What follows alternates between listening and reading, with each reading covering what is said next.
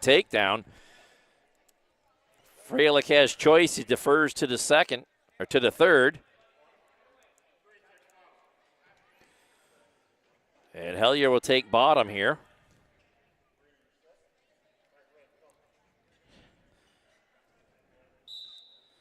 As we get going here in period number 2. And quickly, Hellier gets out for a 1-point escape. Makes it 3-2 in favor of Freilich. Hellier in on a single leg. Freilich trying to get the takedown of his own and trying to lock up a cradle. Has a leg, and now he has a cradle, but Hellier pushes right through it and kind of caught him, and he'll get the 3-point takedown to take a 5-3 lead.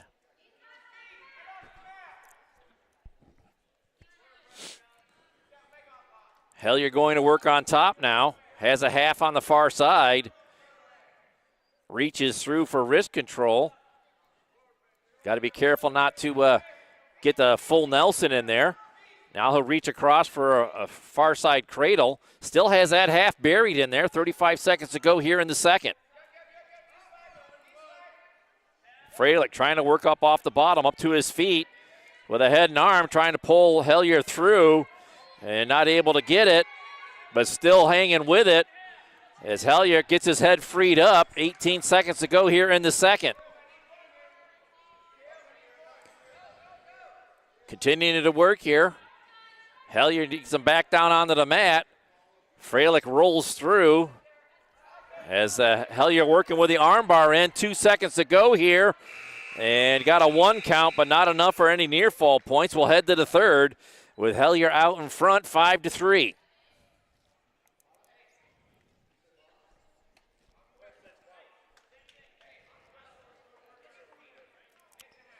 Freilich chooses down to start the third.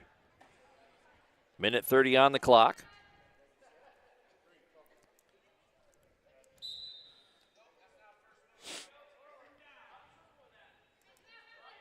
Clean start here to the third period. Hellier out in front, 5-3. Second match of the night. Has them tilted up here. Just couldn't keep them held there. Works a half in on the near side. Wrist control to go with it. Trying to tuck that head under. Get those shoulders exposed to the match. We're down to a minute to go here in the third. Freilich trying to get up to his feet. Hellier's heavy on that leg, keeping him down onto the mat.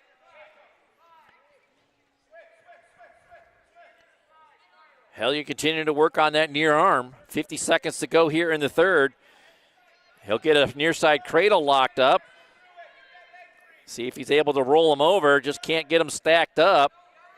Freilich continues to step over, and he's going to score a relevant church reversal, and we're tied at 5.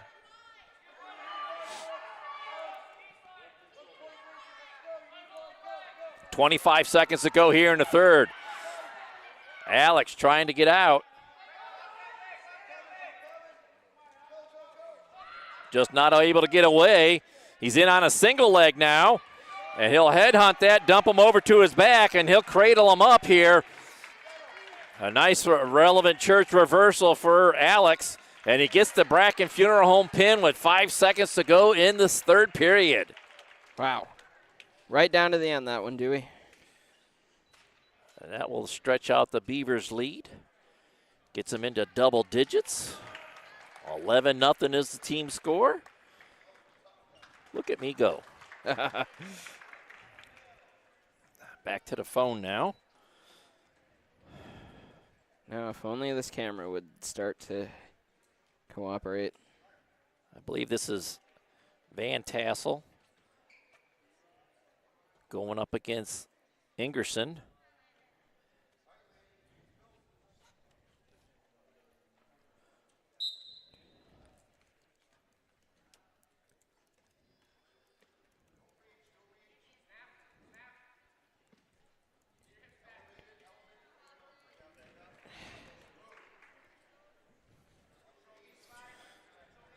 And Van Tassel with a 3-0 lead already here, Jack.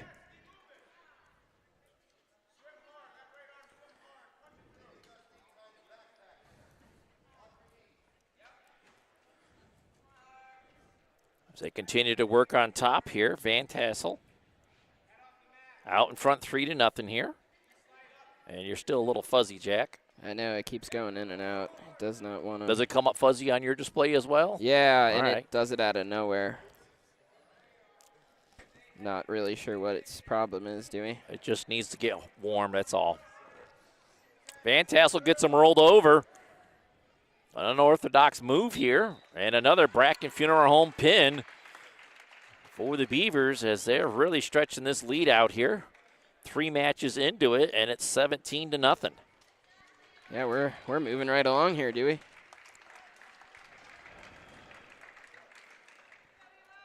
All right, match number 3. 4. 4 will be Eli Bale.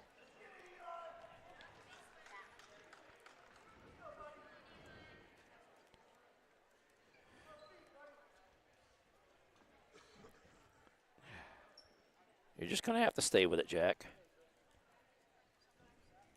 Bale will be taking on Chapman.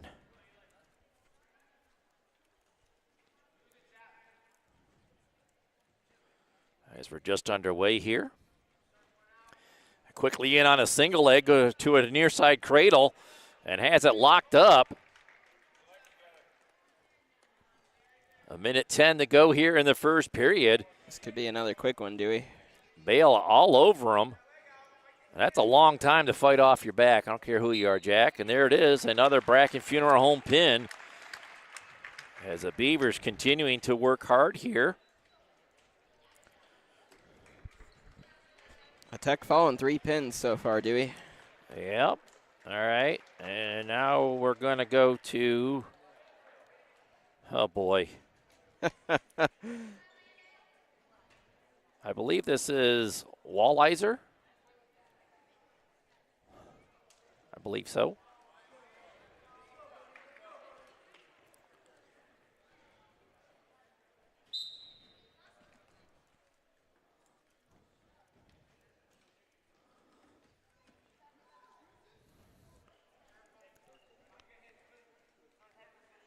And he's taking on Wilson. And we're still neutral here. Haven't missed any of the action. Sprawls hard to get away from that single leg. He'll pick up on the ankle and scoot in behind and get the 3-point takedown. Walliser will wrestle from in front.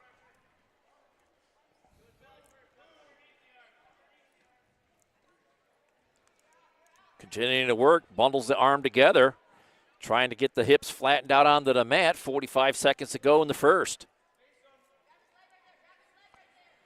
Needs to settle back in behind and go back to work on his offense, and he does it just then. Working with a tight gut, trying to get that into a 2-on-1 underneath. 30 seconds to go in the first.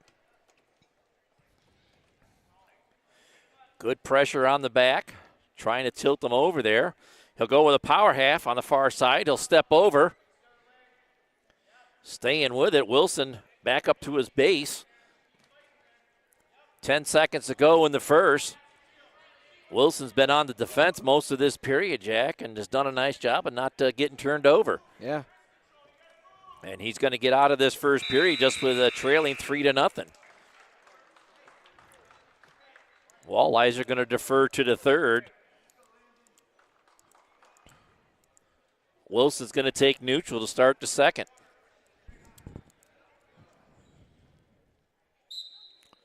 And we get a clean start here. Swiping at a leg, but you got to be pushing forward to swing in there. Walliser continuing to work forward here.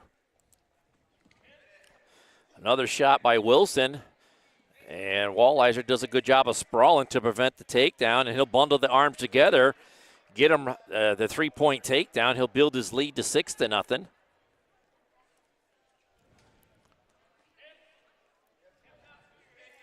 Has a near side cradle locked up. Needs to continue to sink it in and work it into a better circumstance. 45 seconds to go here in the second. Referee holding 4 near fall points.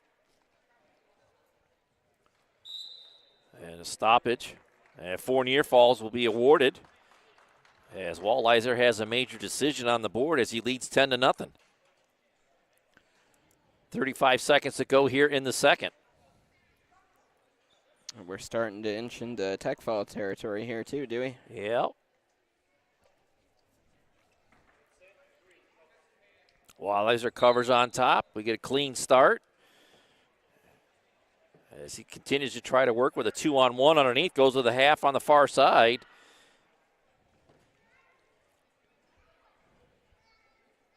Tried a power half there for a minute, but gave up on it. Didn't have that half worked in very deep. Walliser continues to work on top here. Wilson has an elbow, but it's more Walliser has those arms bundled together as he'll try to bundle them up and get them rolled over from out front. 2 seconds to go here in the second, and that period's going to come to a close with Walliser out in front 10-0. Walliser chooses bottom to start the third. I have a full night of wrestling here tonight, Jack, as after middle school we go right into girls varsity action, and then we have a little bit of a break, and we have senior night for the boys tonight. Last home match, home duel of the year. Other than the Corry duels, of course. Yes, the Corry duels will be coming up next weekend, and that's going to be a fun event to do. Oh, nice throw there by Walliser. Caught Wilson in the head and arm, and he'll get the relevant church reversal as he takes a 12-0 lead. Looking to crank him over. And there is the stoppage and the tech fall at 1:13 to go in the third as Walliser gets a 17-0 victory. So now we're up to 3 pins and 2 tucks.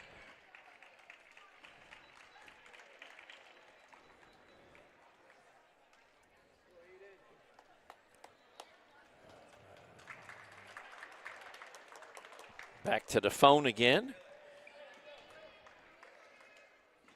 Stop it.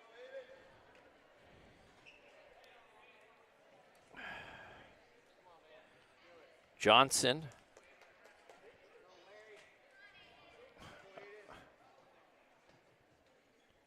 I don't know. Is that Holman?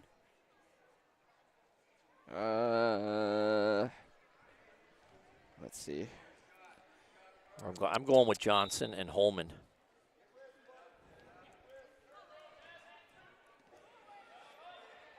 Yeah, I would guess Homan. Staying square out front.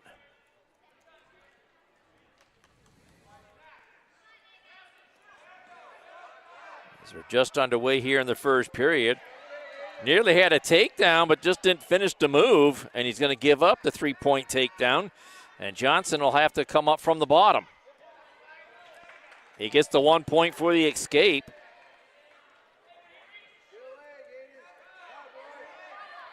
In on a single leg here, have to pull that in, back up to your base, continue to work. And his opponent's Holman's going to get in behind and take a 6-1 lead. And again, Johnson with good movement on the bottom there, Jack. Continuing to move. In on a leg here. 30 seconds to go in the first period. And he gets pushed back down onto the mat as Holman does a good job of getting his leg free. And he'll try to work with a power half here. 15 seconds to go in the first. Johnson up to his feet. And he gets cut loose. It's 6-2.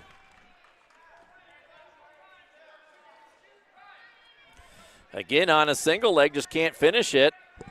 Stays with it, though. And Holman's going to get around for another takedown as the horn sounds to end the first period. And Holman out in front, 9-2. Johnson defers to the third. Jack, look at the gym. It's starting to fill up already on senior night. Yes, it is. Not a surprise, though. Beaver Nation always shows out. And we're underway here in the second. And again, Holman able to snap him down and get another takedown as he builds his lead up by 10 now. Major decision on the board.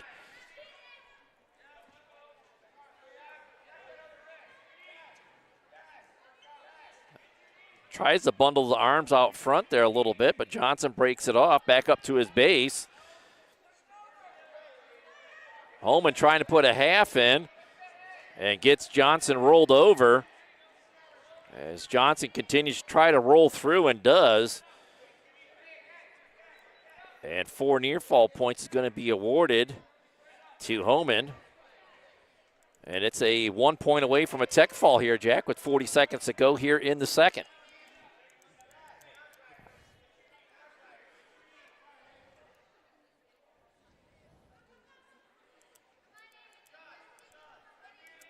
And we're down to about 25 seconds to go here in the second. Holman been able to score at will on Johnson here. As Johnson continues to try to get up off the bottom, keeps moving. He gets square out front. 11 seconds to go here in the second. As he hooks a leg out front. Holman trying to get him flipped over. Gets a half worked in now as the second period comes to a close. It's a big hill to climb for Johnson. And Johnson is going to take the top here as we get ready to start period 3.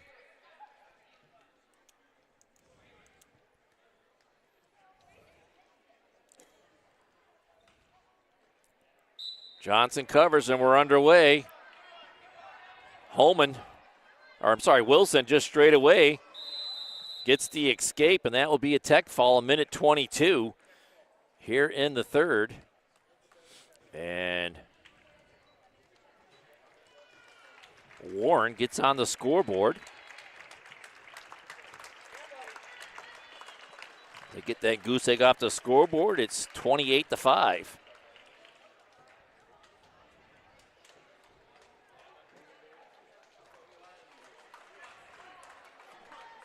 Dewey, we're just flying by these. Well, that's good. It helps if I can figure out who's coming up next and get these typed in before I can get to them. Looks like Way and Dodge. Or no. Yeah, Way and Dodge.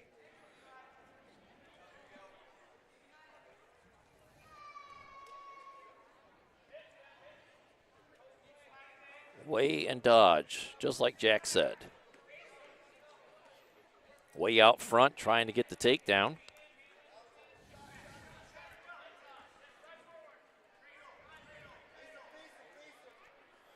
Up to their feet again. Way sprawls to give away from that takedown.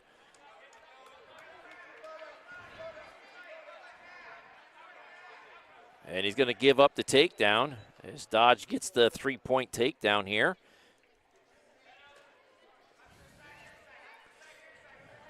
And Way's going to have to work off the bottom here.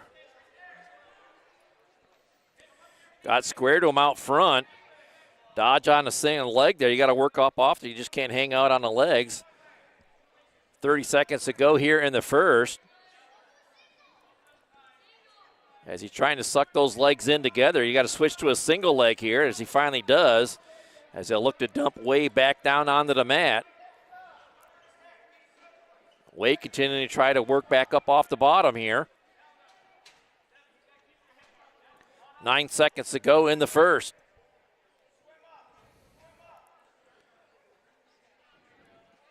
Way up to his feet, but he's going to run out of time in the first period as he's going to trail 3-0 going into the second. He'll defer to the third. Came close to getting out a couple times there, just couldn't fully break away. Dodge chooses neutral to start the second as we get going again.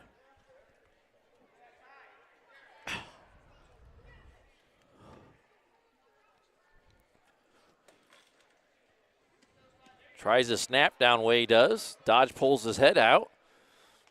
As we stay neutral, Way again heavy with that head. I think that might have upset Dodge a little bit as he gets another 3-point takedown to take a 6-0 lead. Kind of reaching back here. That's a no-no. Working on that head and arm, but just can't get it to come through. He'll get up to his feet trying to break that control, and he'll get the 1-point escape, making it 6-1.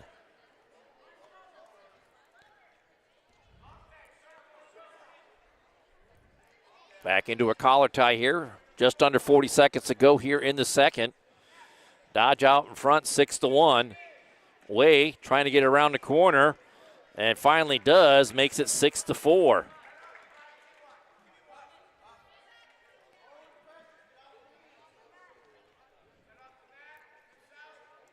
Dodge got up to his feet. Way staying right with him. Good pressure forward. Keeps him down onto the mat.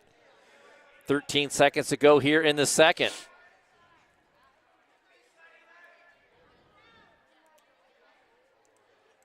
Way working with wrist control underneath there. But this second period is going to come to a close, Jack, with Way trailing 6-4 here. He has choice for the third period. And he is going to go down on the bottom here, needing a relevant church reversal to tie this matchup as he trails by 2. Dodge covers on top. As we get going here in the third. And he'll just flip him over with a headlock. He'll get the relevant church reversal and tie this match up at 6 apiece. Referee holding 4 near fall points.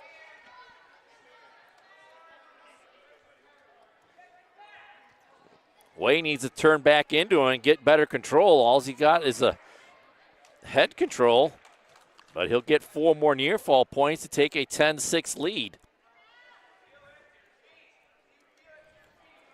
50 seconds to go here in the third. Dodge built up a big lead, 6-0. And Way was able to put a point streak together, 10 straight points. Potentially dangerous move there, and he's going to get a point awarded to Dodge for a little excessive roughing. Making it 10-7. As we have some Corry Manor injury time here.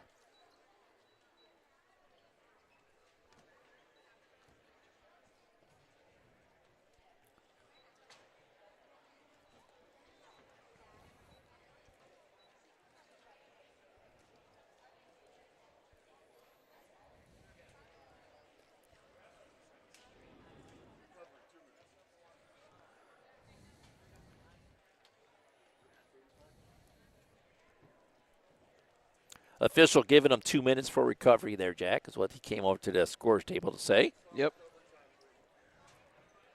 They're going to cut the recovery time.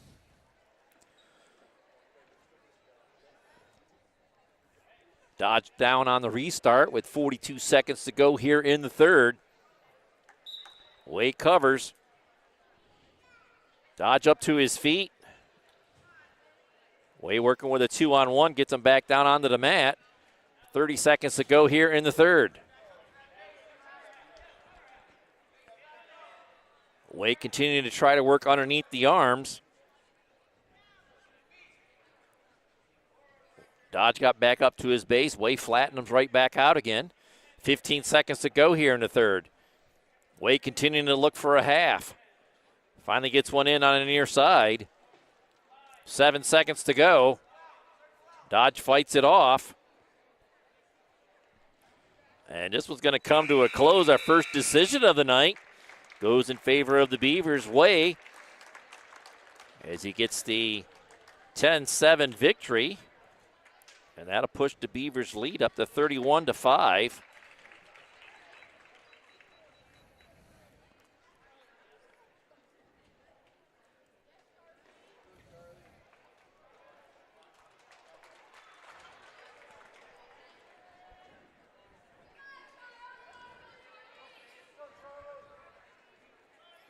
Now who do we have? The crowd was saying Charlie. I'm not Charlie sure. Gantz. Yeah. She'll be taking on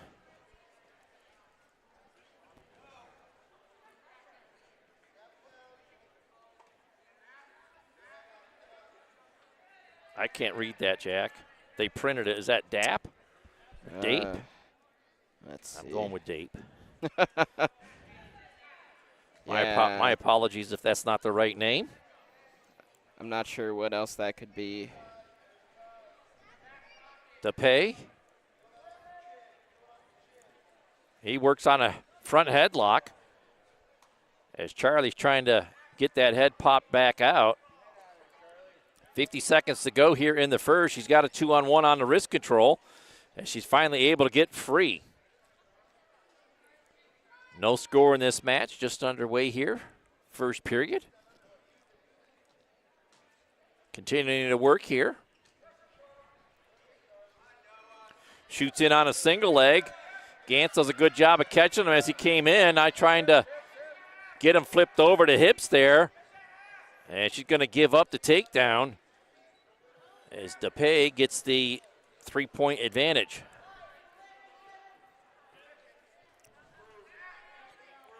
Up to her feet as it gets the escape, making it 3-1.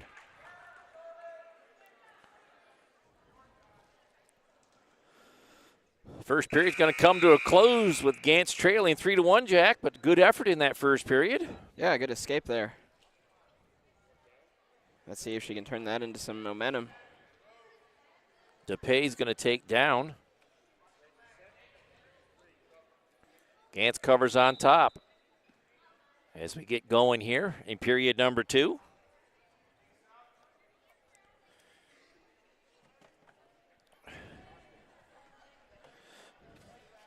I'm just out of sorts here tonight, Jack.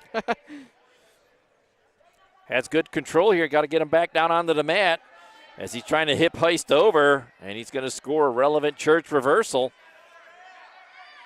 and take a 5-1 lead. Gantz has her arm caught, kind of pinned into her back there. Oh. Good call by the official. Potentially dangerous call there. They'll reset with Gantz on the bottom. 53 seconds to go here in the second.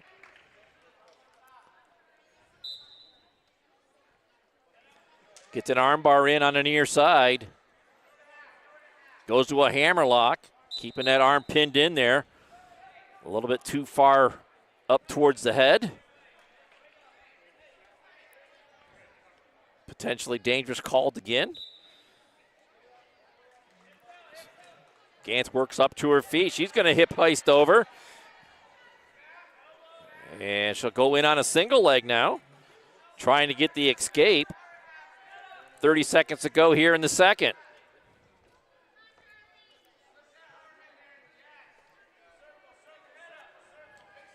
Still hanging out on that leg.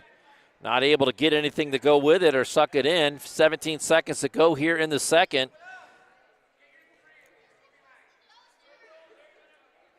And again, try to get around in behind, but Gantz catches a leg on the way through and brings him right back around out front.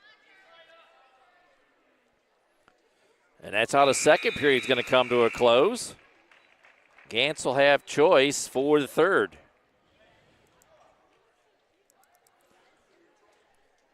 And she's going to take neutral here to start the third period. She shoots in on a double leg, but not able to pick him up or drive through it. As DePay does a good job of sprawling to defend the shot. Gantz still clinging to a leg here, but not able to do much with it. And DePay's going to get in behind with another takedown here as he takes an 8-1 lead. Minute to go here in the third.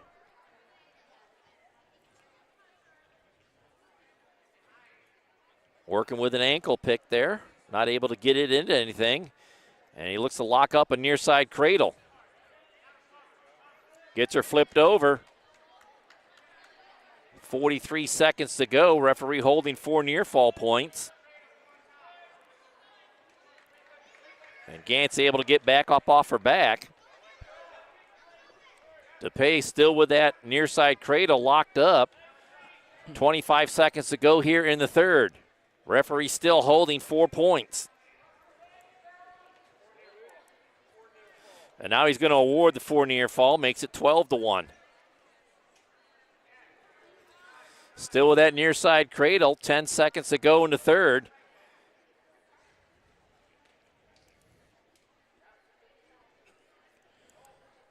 And DePay is going to get a major decision here, Jack. As time expires. getting them on the board. Nice bout there by the Dragon.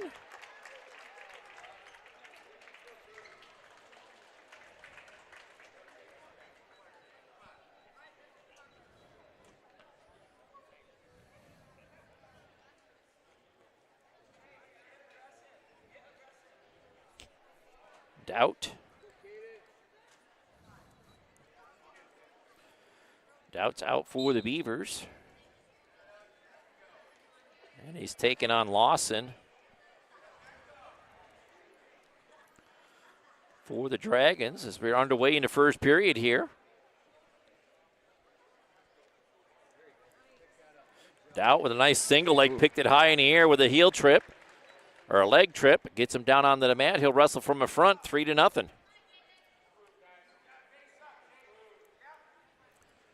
And he's going to cut him loose. It's 3-1. As Lawson comes right back with the escape. 50 seconds to go here in the first. Again, shoots in on a double leg and gets another 3-point takedown to take a 6-1 lead.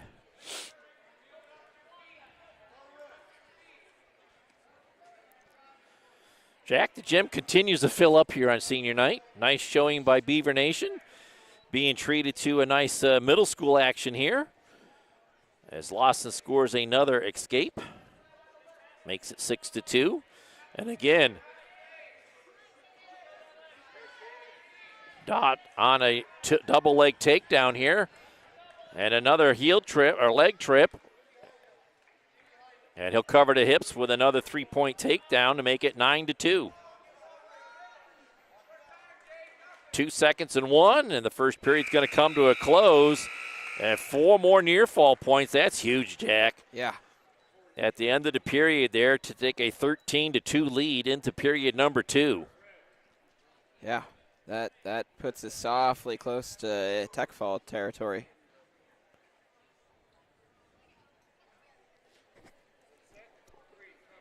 Lawson down on the bottom on this restart.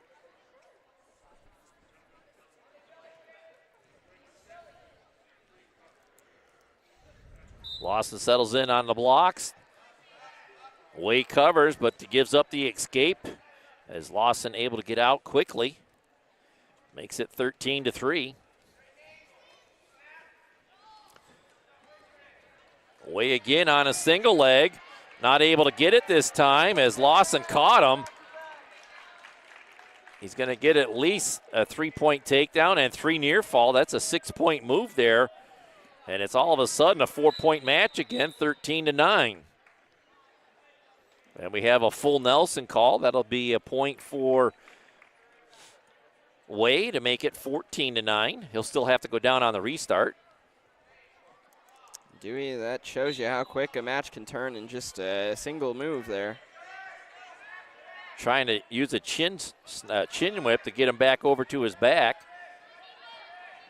Has that armbar worked in, gets Way rolled over, and he's able to roll all the way through. 2 near fall points, referee holding in, he'll award. Makes it 14-11. Scoreboard here says 10-11. I don't think that score is right. Way had the 3-point takedown and 3 near falls. Minute to go here in the second. Clock is not moving. Must be having some scoreboard And he'll issues. score a relevant church reversal. That should make it 16-11 as we have a stoppage. And that clock did not run for a good portion of the second period here.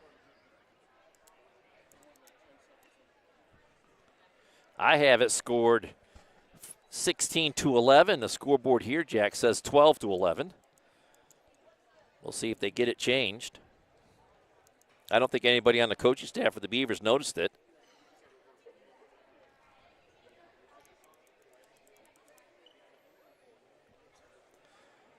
That's a ton of scoring for any match. Yeah, yeah. Well, as they continue to discuss it here, I'm going to see if I can't sneak in. I ain't going to be able to. I was going to try and sneak in and get a peek at what we have for the next one. Let's see, I got this.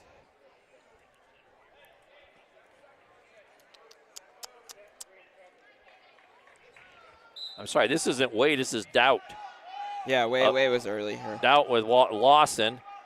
Next is Schaefer. And we're going to have locking hands. He'll give up the escape as the period close. That's going to be a 2-point move. That should make it 16-13 as we head to the third period. Doubt takes down to start the third. Well, Dewey, the ref just said 13-12, so I guess they're not awarding one of the takedowns that you gave. Well, I got 4 points that they didn't give him.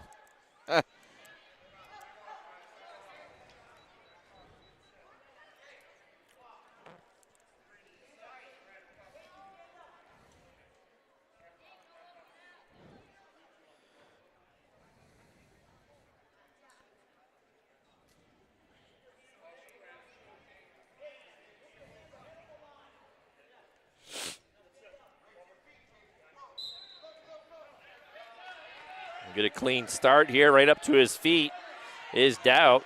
Staying on his feet as Lawson has a hard time getting him back down onto the mat. Doubt in on a leg.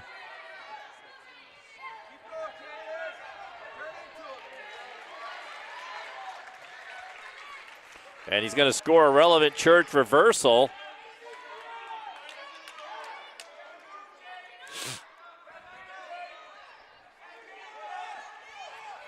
And getting the near side cradle, trying to lock it up, unable to do so. And he'll get him rolled over here for near fall points as the referee's holding 4 with 45 seconds to go. Now he'll go to a reverse half. Good chest on chest there and gets the Bracken Funeral Home pin. And he took the scoreboard completely out of the equation there, Jack. Yeah, what a wild match, Dewey. At the end of the first, it looked like we might be heading for tech fall. Then next thing you know, it's anywhere from a 1 to a 4-point match, and now here we are with a pin. What a wild ride.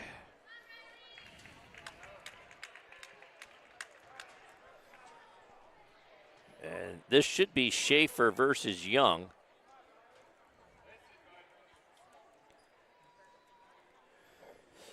If I have it right.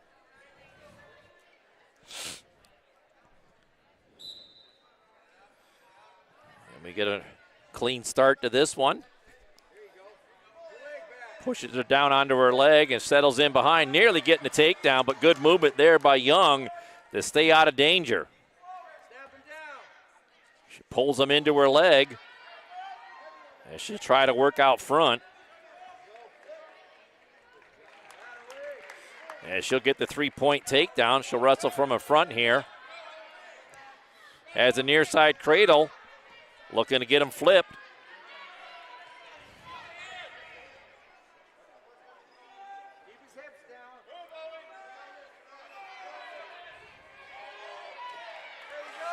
Gets him all the way over.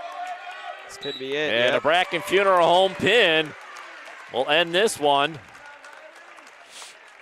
And that will all but seal up the victory here for the Beavers, as that pushes them up to 43-9.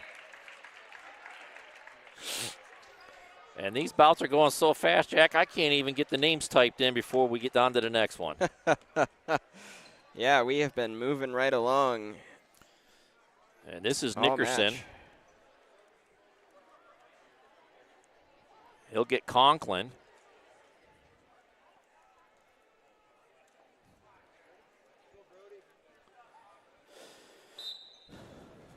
Brody pushes right into him, looking for that collar tie. He's really blossomed over the last 6 months of wrestling here. He couldn't buy a point early on and finally found some confidence and started hitting moves, and he's been on fire ever since. Looking to sweep in on a single leg. He's just going to pull him right down to the mat and settle in behind. He'll wrestle from a front once again. Working with a half and tilts him up. 53 seconds to go here in the first. And he's going to be awarded 4 near fall points as he had him stacked up there for a long enough count.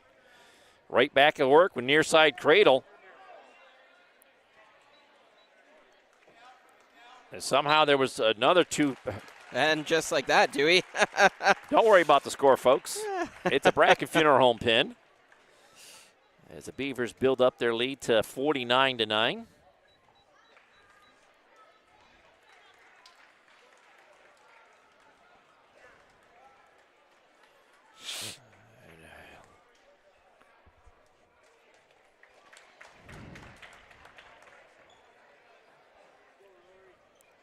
Rory Schaefer back out again rather quickly, as she just got done not too long ago. Yeah. Literally 2 matches ago, right? Yeah. Not much of a recovery time there.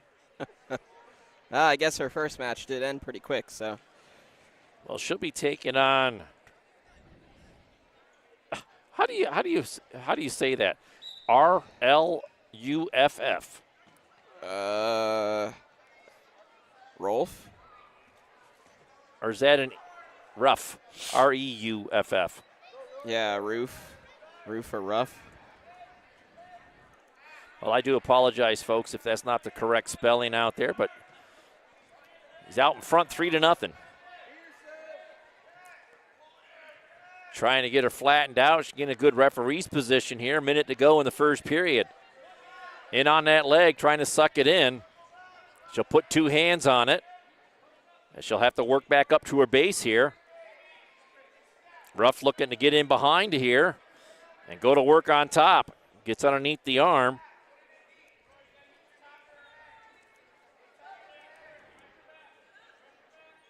And just can't get anything to go. Continues to work underneath the arm, which is good as she catch a leg. Get right down on the ankle and pull that ankle in tight. Push on the knee. 24 seconds to go here in the first.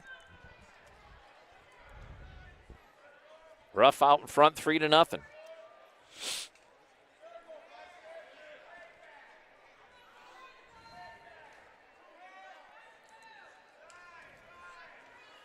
Five seconds to go.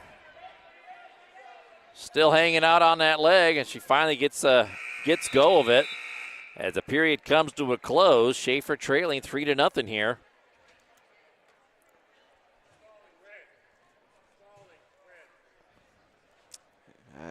Stalling.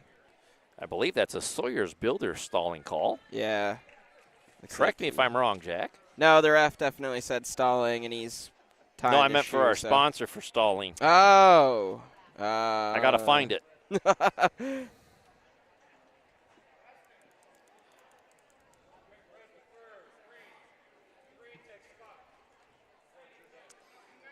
Was it Corner Bar and Grill stall? You are correct. Corner Bar and Grill stalling. I apologize to our sponsors. I've done basketball most of this week. I got to get back into wrestling mode here. Back up to their feet here. And he's going to tee off with that arm captured. Bundle the other arm together and get her flipped over. That should be a relevant church reversal. 1:10 to go here in the second. As Ruff has Schaefer flat on her back here. And there's a Bracken Funeral Home pin for the Dragons. And they'll get into double digits here. But Beavers are way out in front here, Jack, as we're starting to wind this middle school action down.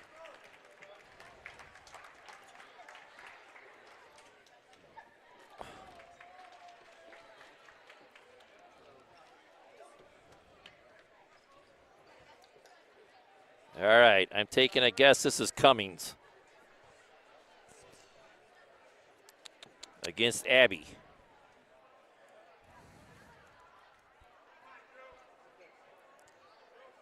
Yeah, we're at the point now where the arrows are all over the place.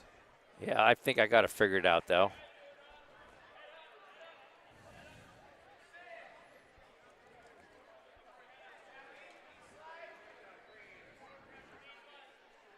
Abby.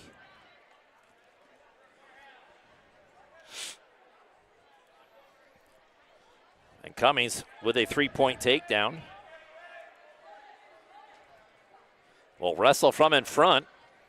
Has a half in with wrist control. You got to get out front and walk it around. He'll switch the half to the other side, and now he just gives it up right back to a tight gut with an ankle pick, trying to get him flattened out. He'll go to the near side cradle, get him rolled over. 42 seconds to go here in the first. Stay with him. Keeps it locked up. Got to keep scooching that bottom knee into his side. Referee continuing to hold 4, and he'll finally award the 4 points at 7-0.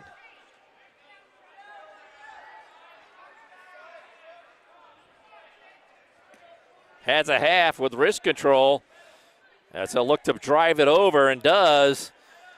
11 seconds to go, and another Bracken Funeral Home pin for the Beavers.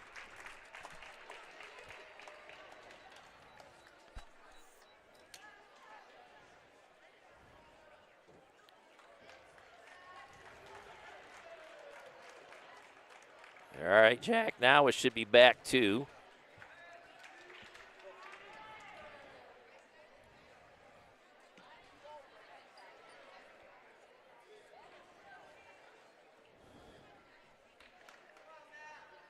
I believe this is Four Springs, if I'm correct.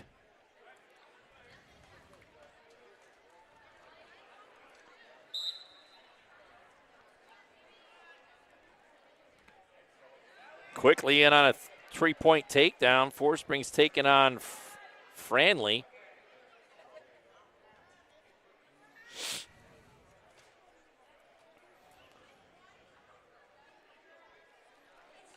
As Four Springs is out in front 3-0. Gets that arm up into a hammer lock. Does a nice job of working it through into a thread the needle. Gets him flipped over. This is tight. My goodness. As she has that sunk in nice and tight. Continuing to pick up on the chin and head to keep him flat on his back. 44 seconds to go here in the first, and there's another Bracken Funeral Home pin for the Beavers. And the points just to keep on a coming, Jack. Yeah. Almost all of our matches have ended in pins or techs for one side or the other. Back to the phone one more time here. All right, this is Proper. I don't even have to look at the sheet. I know this guy.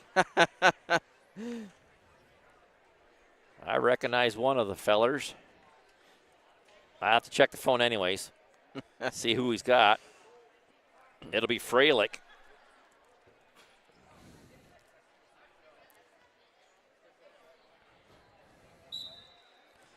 As we get going again here. Into a collar tie. Stays out front. Good position. Freilich with an underhook.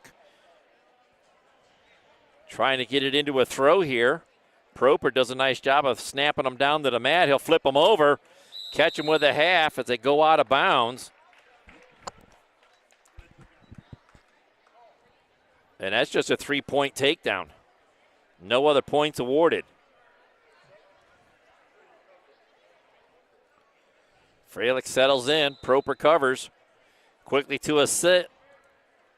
And now he'll work out front with a head and arm. A minute to go in the first period. Freilich able to get his head free. Proper still on it with a near side cradle, but he'll try and settle back in behind and go to work on top again. 45 seconds to go here in period number 1.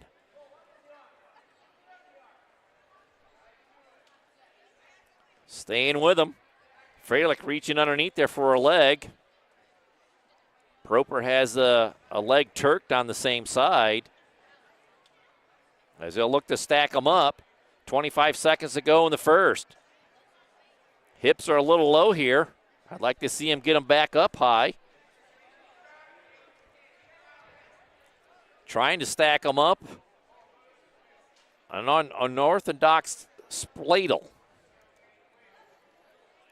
Got to let go of that head, just focus on the legs. He has it looked locked in, but the official not calling the stalemate. And this period's going to come to a close with Proper out in front, 3-0. Proper has choice. He'll take down to start the second.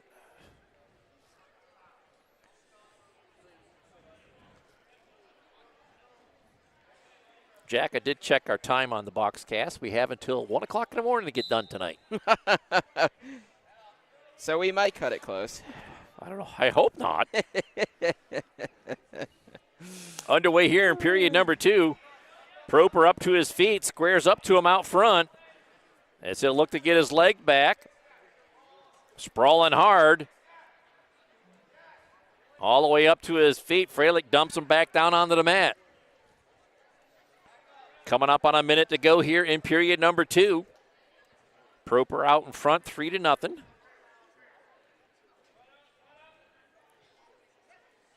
Freilich working with an underhook in there. A little far out front. As Proper going to pop the head and score a relevant church reversal.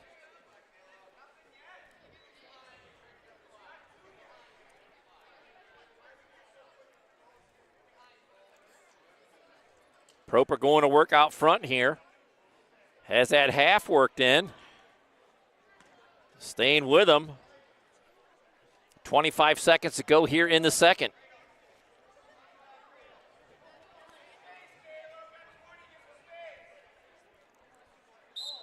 And we have a stalemate. As Freilich will have to go down on the restart here with 16 seconds to go in the second.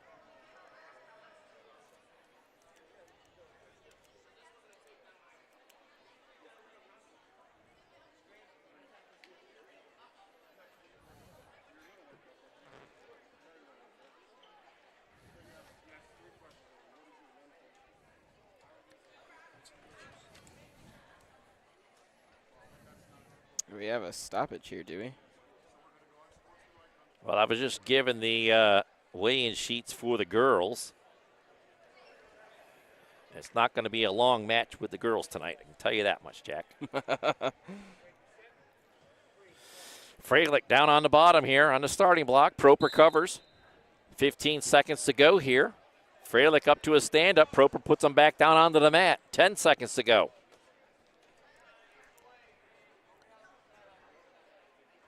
Continuing to work on that top. And the second period comes to a close with Proper still with control. Freilich has choice, and he's going to choose neutral here as we go into period number 3.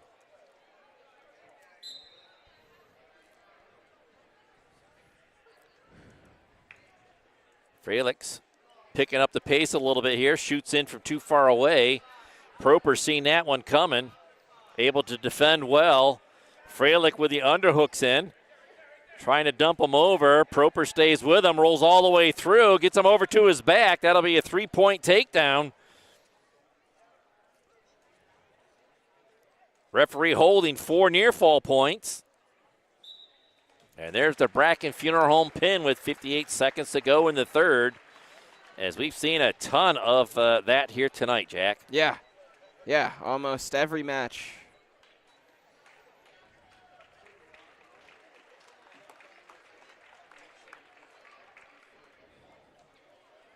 Oh, you got another one. Yeah, we got a couple more to go.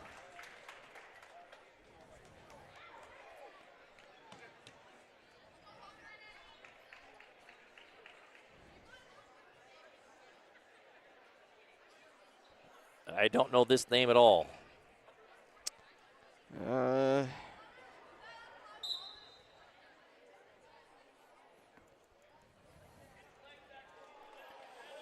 Beavers out in front. Yeah, I don't know. Ingerson is his opponent.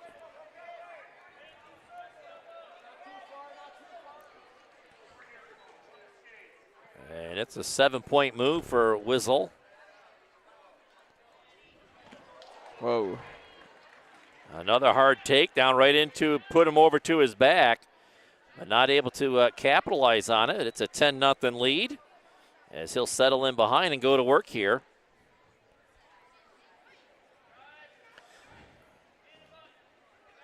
I believe we have one more match to go after this one, Jack, to end things up as Wiesel gets him all the way back over to his back here. And he'll get the Bracken Funeral Home pin 34 seconds to go here in the first period. And the scoreboard is right. It's 73-9. The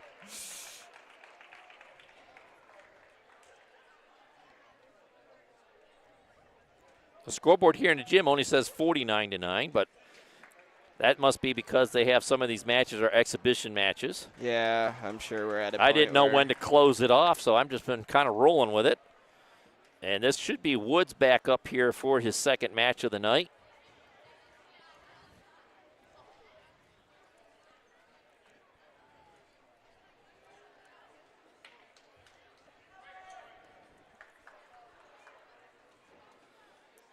And he'll be taking on Young, as this is both of their second matches of the night. And Woods snaps them down as he'll look to get the takedown, as he'll try to settle in behind. And he'll get it. He'll pick the leg up with a reverse half. And that will be a 7-point move there, Jack, as it's 7-0 for Woods.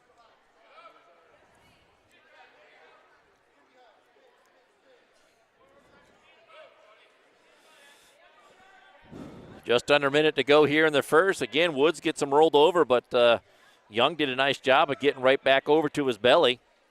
Woods puts a half in, slowly goes over. Nice and tight, chest on chest here. And gets the Bracken Funeral Home pin. Jack, did I miss something along the way there? I thought I was being fair with making sure I kept the numbers right. But anyways, Beavers going to roll to a big victory here. Let's put this final score up on the scoreboard there. 44-9. At some point, they were just exhibition matches, but we didn't get a word as to which ones were and which ones weren't. So that'll wrap things up for junior high action here. We're going to keep the camera rolling. We're going to cut this a little bit of music, take a break, and be back for the girls' action in just a bit.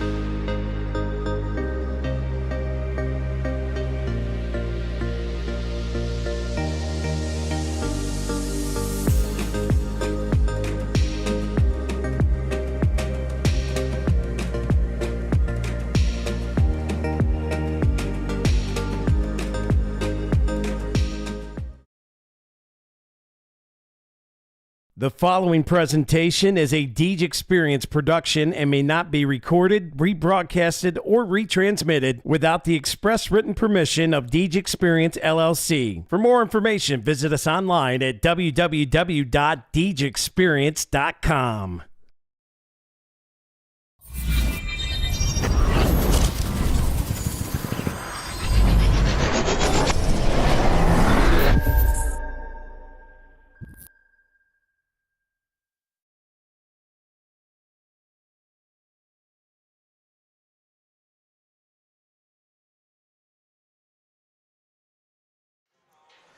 Well, good evening, ladies and gentlemen, and welcome to another Deej Experience sports stream. I'm Dewey Hurd with Jack Hasbrook here in the West Gym. We already did the middle school match, and boy, what a resounding victory by the middle school guys here tonight, Jack, as we get ready for the girls' action here, as they're taking on the Warren Dragons, as they continue to just wrap up their warm-ups on the middle of the mat. I don't know how we're going to continue to go forward with this girls' wrestling, as getting into the rhythm of what they do before their matches. Are they going to have a lineup? Are they going to have announcements? Exactly how are they going to handle things as they go forward? Yeah, it'll be interesting to see how it all develops. As I think this is only our second, or is this our third home match with the girls? Third. Third match of the season for the girls. They had one here at home. They wrestled Sagertown. And took a heartbreaking loss, 34-33. And we're going to go silent for the American Legion Post 365 national anthem.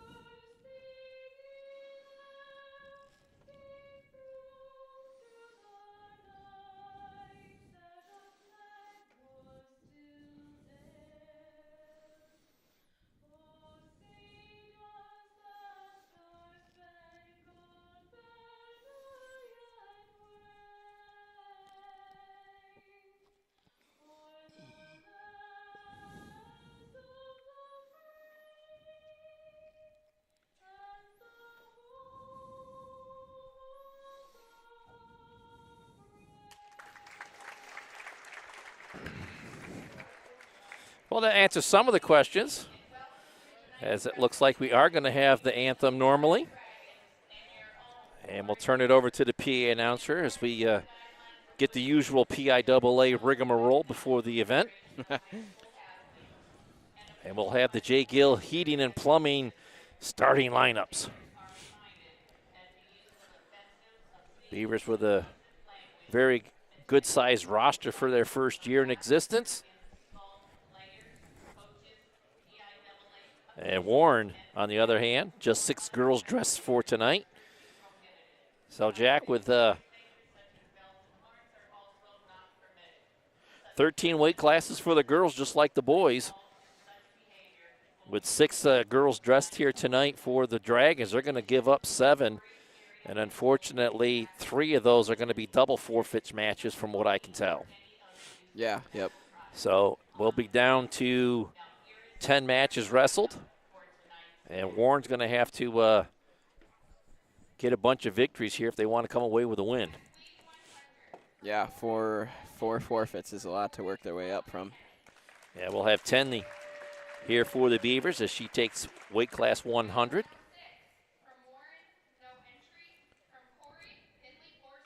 Four Springs at 106, nobody for Warren.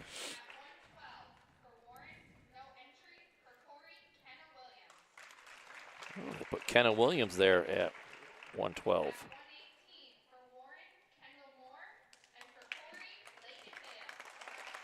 Lake and Bale at 118.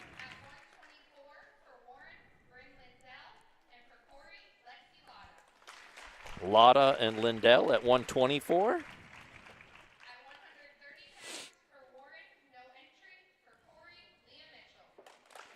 And they're going to bunch Mitchell down to 130.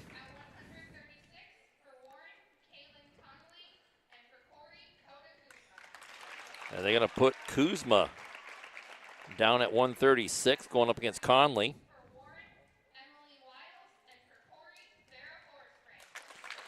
And the other Four Springs is going to bump down to 142, going up against Wiles. And Taylor going to drop down to 148, go against Flores.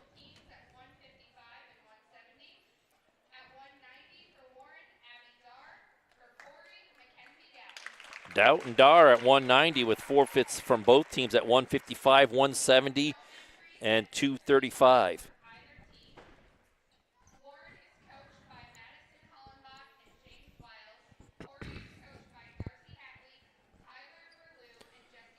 We are just about ready to get things going here, Jack. Sure are.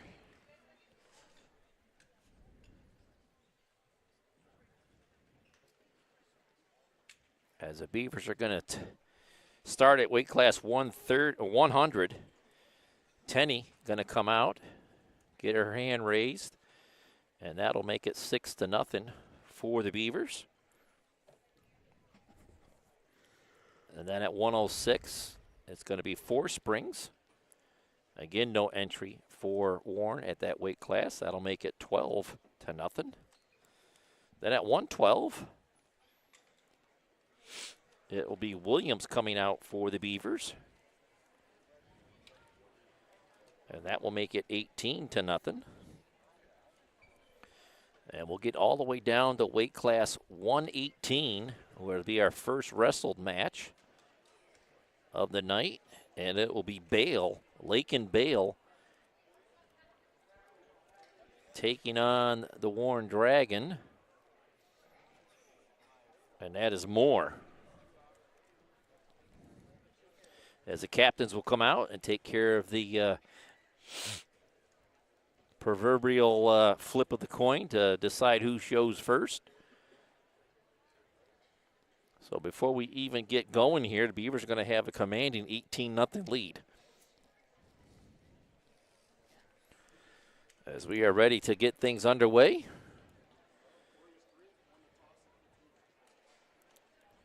And I believe he just said Corry is green and won the toss. You are correct. Corry will be the green team. They won the toss. And with only 6 wrestlers dressed for the Dragons, Jack, they're going to have to come up big to get a chance to come away with the victory here as Tenney comes out for the Beavers at class 100. Put 6 points on the board. Already did. Look at you ahead of the curve. And we're up to 106 now, as Four Springs will come out for the Beavers. A couple of Four Springs. This is Finley Four Springs. And there'll be no entry from Warren. Excuse me. Which will make it 12-0. And we'll get up to 112, and it will be McKenna Williams coming out for the Beavers. And she'll take another forfeit. And it is 18-0. As we move up to 118, this will be our first wrestled match of the night. It'll be Lake and Bale taking on Kendall Moore as we're ready to get into girls varsity action here tonight.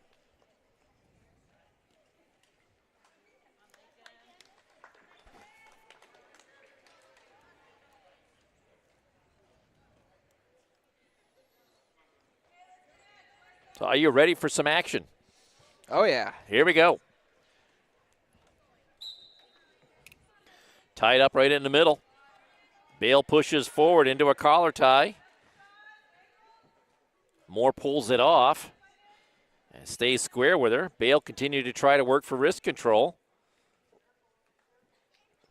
We're trying to work on a 2-on-1. Moore drops that off. Right back into a collar tie. Beal picked up on a leg. Now she's going to go with an underhook in. And with head control, gets her rolled over. It's 3-0 as the official counting out near fall points. Good tight position here as she scoops the head and has that arm pushed to the far side. 1:14 here to go in the first period. Bale out in front, 3-0. Looks like referee holding 4. As Moore finds a way to belly back down and get off her back. Bale still with a 2-on-1. Now she switches to a wrist control and a half on the near side. Close to the out of bounds. Yeah, they're close, Dewey. Gets her all the way over. More near fall. And she'll get some more near fall points. And they're out of bounds. But 4 more near fall points is going to make it 11-0. Bale with a commanding lead here. Already a major decision. 41 seconds to go here in the first. As Bale covers the hips well here. Looking to get that arm chopped down. Gets her down onto the mat. Bale settling in on top, going to work on the offense. 23 seconds to go, first period. Bale already with a major decision, has a half worked in. Moore does a good job of peeling that off. Bale again working on top here with a 2-on-1. Trying to get her flat and back out onto the mat. Moore back into her base. Bale does a good job of flattening her back down onto the mat. And runs out of time here. She was looking for her bundled arms. But it's 14-0. I don't believe it's 14. I got it 11-0. Did I miss something? I don't think the score's right. Did they give her another takedown? She was in control the whole period. I understand that. But anyways, back to action here as we get going in the second period. Moore down on the start. Bale covers on top, right back into the offense.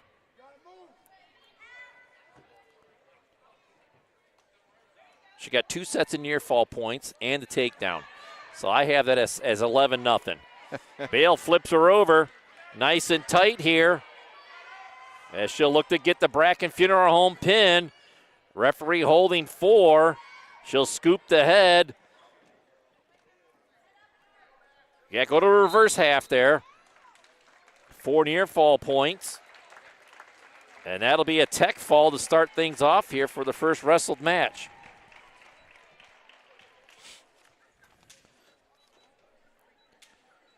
As Bale gets the victory. Making it 23-0.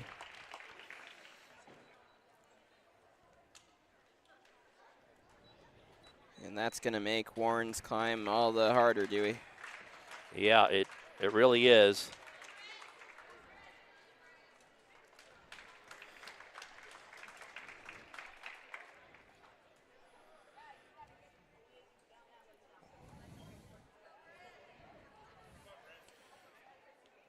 And this should be Lotta coming out for the Beavers.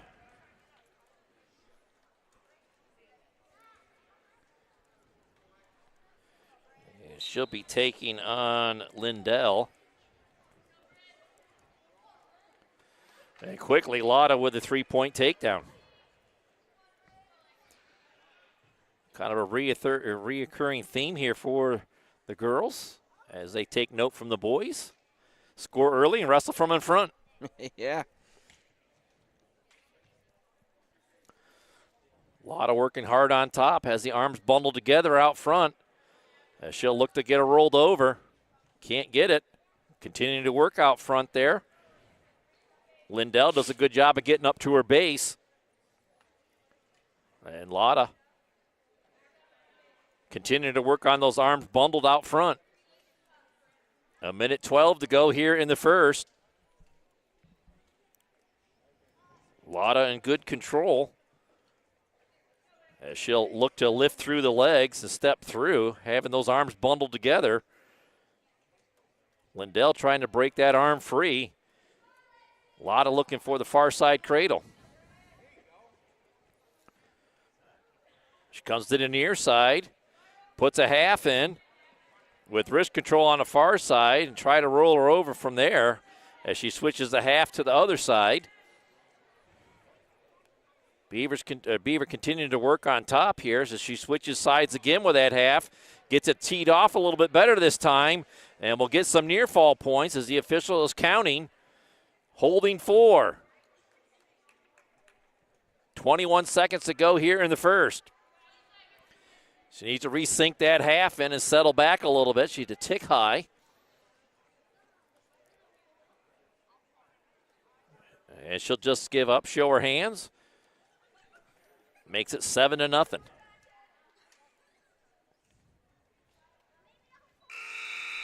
As the first period comes to the close, Lindell will defer to the third. Lotta will have choice, and she takes down to start the second.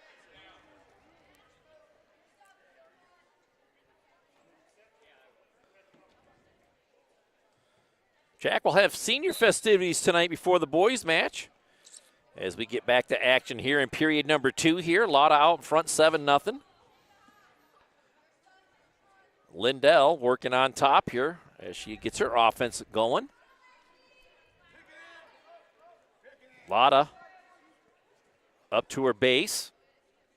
Looking to peel off that tight gut. Working underneath the leg. Trying to come out the back door. She's going to roll through and score a relevant church reversal. Makes it 9-0. As Lotta will go back on top and work with her offense on top. JV varsity. Wow.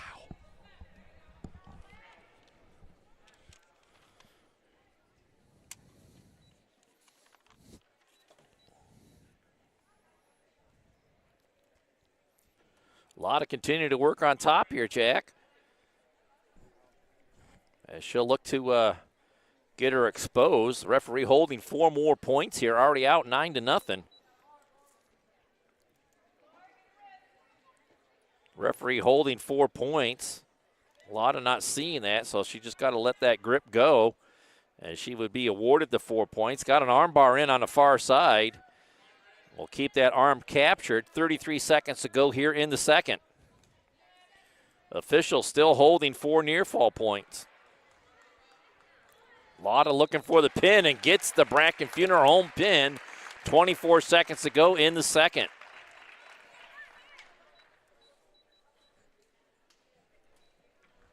And that'll make it 29-0 for the Beavers.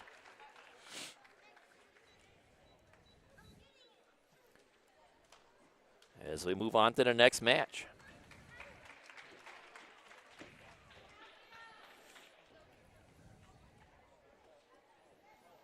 And this will be Mitchell coming out for the Beavers. And that'll be a forfeit.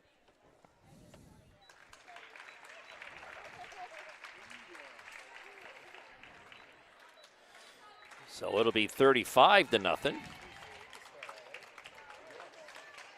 And this will be Kuzma coming out for the Beavers here at 1:36.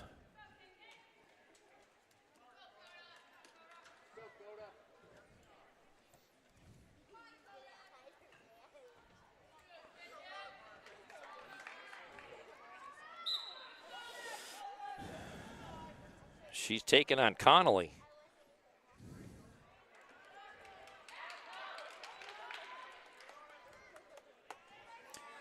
Got her into a head and arm. Kuzma out in front 3-0.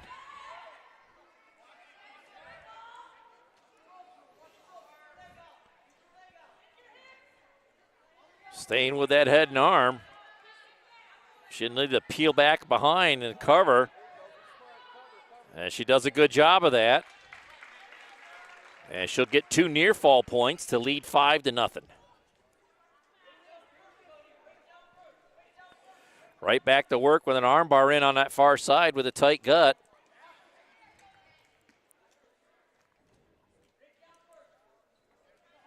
Staying in good position.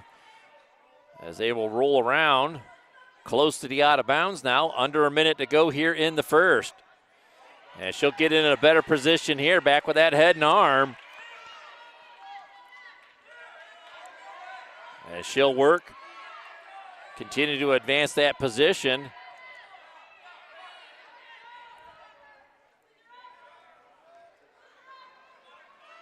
Staying with that head and arm.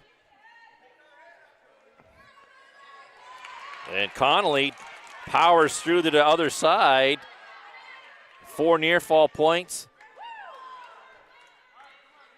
for Kuzma and a 2-point relevant church reversal for Connolly. Kuzma trying to come right back with a relevant church reversal of her own and gets it, puts it Connolly right to her back.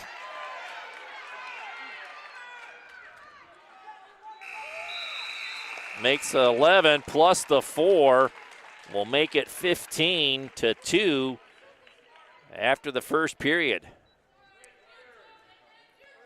A lot of scoring in that first period. I was just about to say, high scoring period there, Dewey. And we're starting neutral.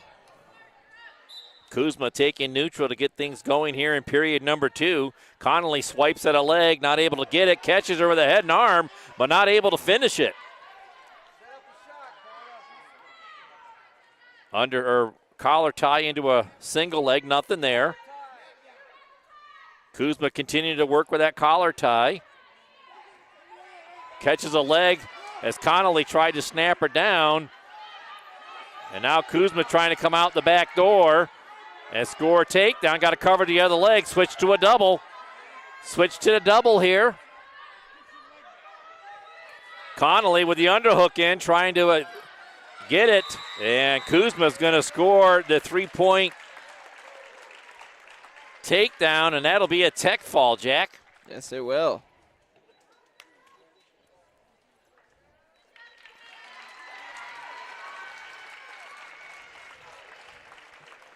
And I'd say this one is out of reach. Yeah. Yeah, I think we've still got a couple forfeits to go yet, so. A forfeit for the Beavers at one of the weight classes, and then the rest of them are double forfeits. So we are up to 142, and this should be the other 4 springs coming out. Farah, 4 springs.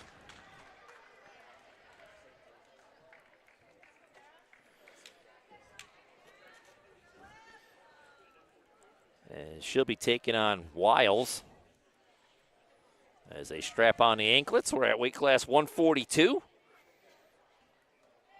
2 more bouts to go after this one, Jack. And the Beavers are not going to forfeit any matches tonight, Jack. They're going to make the Dragons work through everything. They rearranged their weight classes and their weigh-ins so that they were able to give everybody a match here tonight. Oh, yeah. Good collar tie here as Forspring stays on her feet, not giving anything up. As Wiles trying to use that collar tie to snap her down onto the mat, swings at a leg. Forspring does a good block, and she'll look for a near side cradle. And she'll try to snap her down to the mat. And Wiles is able to get her head out, and they break clean. Staying neutral here, minute 15 to go. First period, no score.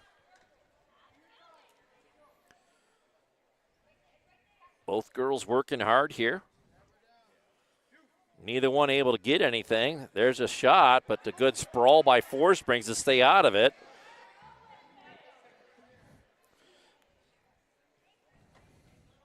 Back into the collar tie. Wiles trying to snap her in. Trying to do a throw, and a good job by Forsprings is just staying in behind, and she'll get the 3-point takedown.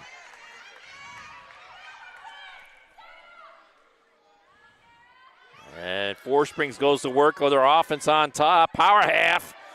She looked to tee that off. 30 seconds to go, first period.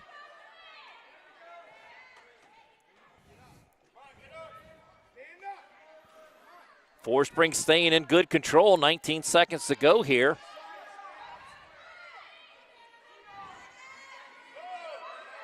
They should work with a wrist control on the far side. 6 seconds to go. Four Springs with good pressure forward, just keeping Wiles pinned down onto the mat. Four Springs has choice. And she'll take down to start the second.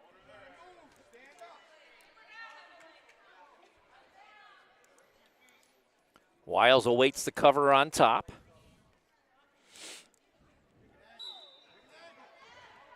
And we have a clean start to period number 2 here. Just a 3-0 lead for Four Springs. Wiles steps off to the side, trying to work that power half. She'll go for the far side cradle. Four Springs going to have to fight that off. Not able to get it locked in as Four Springs had wrist control. Now Wiles looking for a power half here. 1:30 to go, second period. Four Springs does a good job of blocking. Not allow that power half to get her over, as Wiles will switch to the far side. 1:15 to go. Four Springs up to her base. Now we're going to have locking hands against Wiles, as the official's going to stop it here, and that will push the lead to 4-0.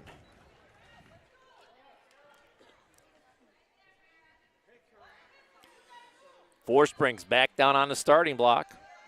1:05 to go here in the second. Beavers well on their way to their second victory. And Four Springs with a quick escape there makes it 5-0. Wiles needs a big move here. Four Springs sensing that and doing a good job of playing a slow defense. Staying busy, just not to get called for stalling. 40 seconds to go. Took a quick peek at the clock as she'll work in down a collar tie here. Again, Wiles tries to pull her in. Not able to get through that defense as Four Springs keeps her feet busy.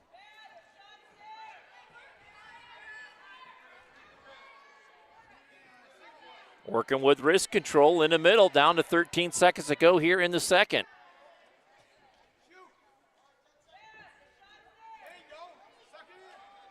Shoots in on a single leg. Four Springs does a good job of dumping it down to the mat, covers in behind with another three-point takedown as time closes in the second period. Major decision here. Four Springs down on the restart of the third period. Out in front, 8-0.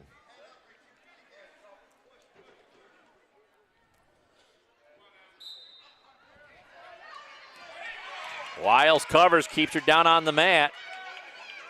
She'll look for the crossface series out front. Four Springs does a good job of blocking that. She'll hip heist over and score a relevant church reversal.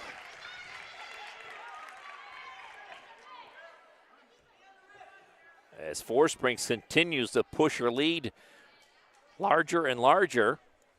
It's a major decision still. Working with wrist control on the far side. Works a half, gets her flipped over.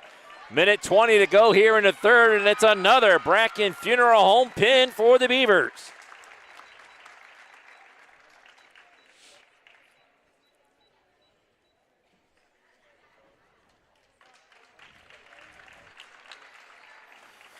Dewey, I'd say with that, the girls are looking at their first home victory here. Yes, the first home victory in the team's existence. A lot of firsts this year for the Beavers.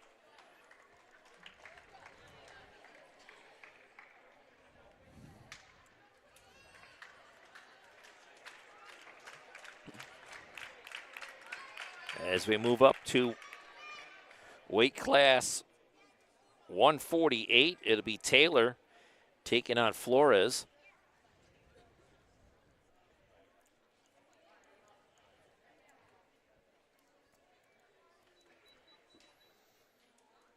And we have one more bout after this one, Jack, as we're going to have a couple of double forfeits before we get to the last bout. Taylor working with a collar tie, if you want to call it that, but goes right back to work here. Down to 1:40 to go, first period, no score.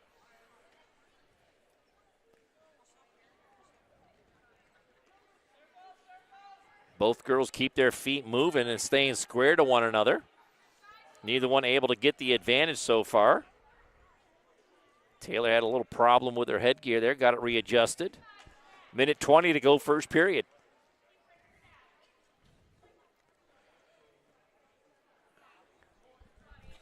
Flores tries to pull her in and snap her down, but to no avail. Taylor stays with it. Out of trouble. Minute to go here, first period. Half shot at the leg there. Taylor tried to work on a 2-on-1, and she gets snapped down to the mat as Flores scores a 3-point takedown. Looking for a far side cradle. Trying to lock it up and does. Needing to settle back, put the knee in the side and flip her over. Gets her over. 33 seconds to go here in the first period as the Dragons are looking to get on the board. Stacking her up high and gets the Bracken Funeral Home pin with 24 seconds to go in the first period, and there goes this goose egg. Yep, that'll get the Dragons on the board. And we're going to have double forfeits at 155 and 170 as we move up to weight class 190. Last bout of the night here, Jack. It'll be Doubt and Dar. Doubt for the Beavers. Dar for the Dragons. Jim continuing to file in here, Dewey. It's a big night here, senior night, as we'll have a little bit of a break here in between the girls' match and the boys' match. But a full house here again in the West Gym. Great to see Beaver Nation out in full force. A wonderful night of wrestling as the girls wrapping up their second victory in team history. First home team victory as they had a win against the Lancers of Jenna McLean about a week ago. As we get into our final bout of the night, 190, Dar and Doubt. Doubt trying to get around the corner. Dar does a good job of blocking that as they settle back into the middle. Dar again looking for that head and arm. Pulls her through it. Got the 3-point takedown. And she'll wrestle from in front. She had a couple of words for her corner as she was going down. Gets the arm bar in on the far side with wrist control. Doubt trying to get back up to her base. 1:20 to go here, first period. Doubt all the way back up nearly to her feet before Dar pushed her back down. Dar goes back to work on top here. 1:10 to go, first period. Looks like she has a reverse arm bar on that far side. Now double arm bars as she'll look to step around. Has them sunk in tight. Trying to get her to go over. Doubt fighting valiantly to stay off of her back. Dar continues to sit down and work through those double arm bars. 40 seconds to go. She'll go to a half after 4 near fall points was awarded, making it 7-0. She continued to work that half on the near side, gets her rolled over. Scoops the head. 22 seconds to go. Doubt fighting hard off the bottom. Trying to punch that arm through and get off of her back, and does. But 4 more near fall points will make it 11-0. 5 seconds to go in the first. Dar has the arms bundled again. But the period's going to come to a close before she can use it. And she'll take an 11-0 lead into the second. Dowd has choice. She's going to take top.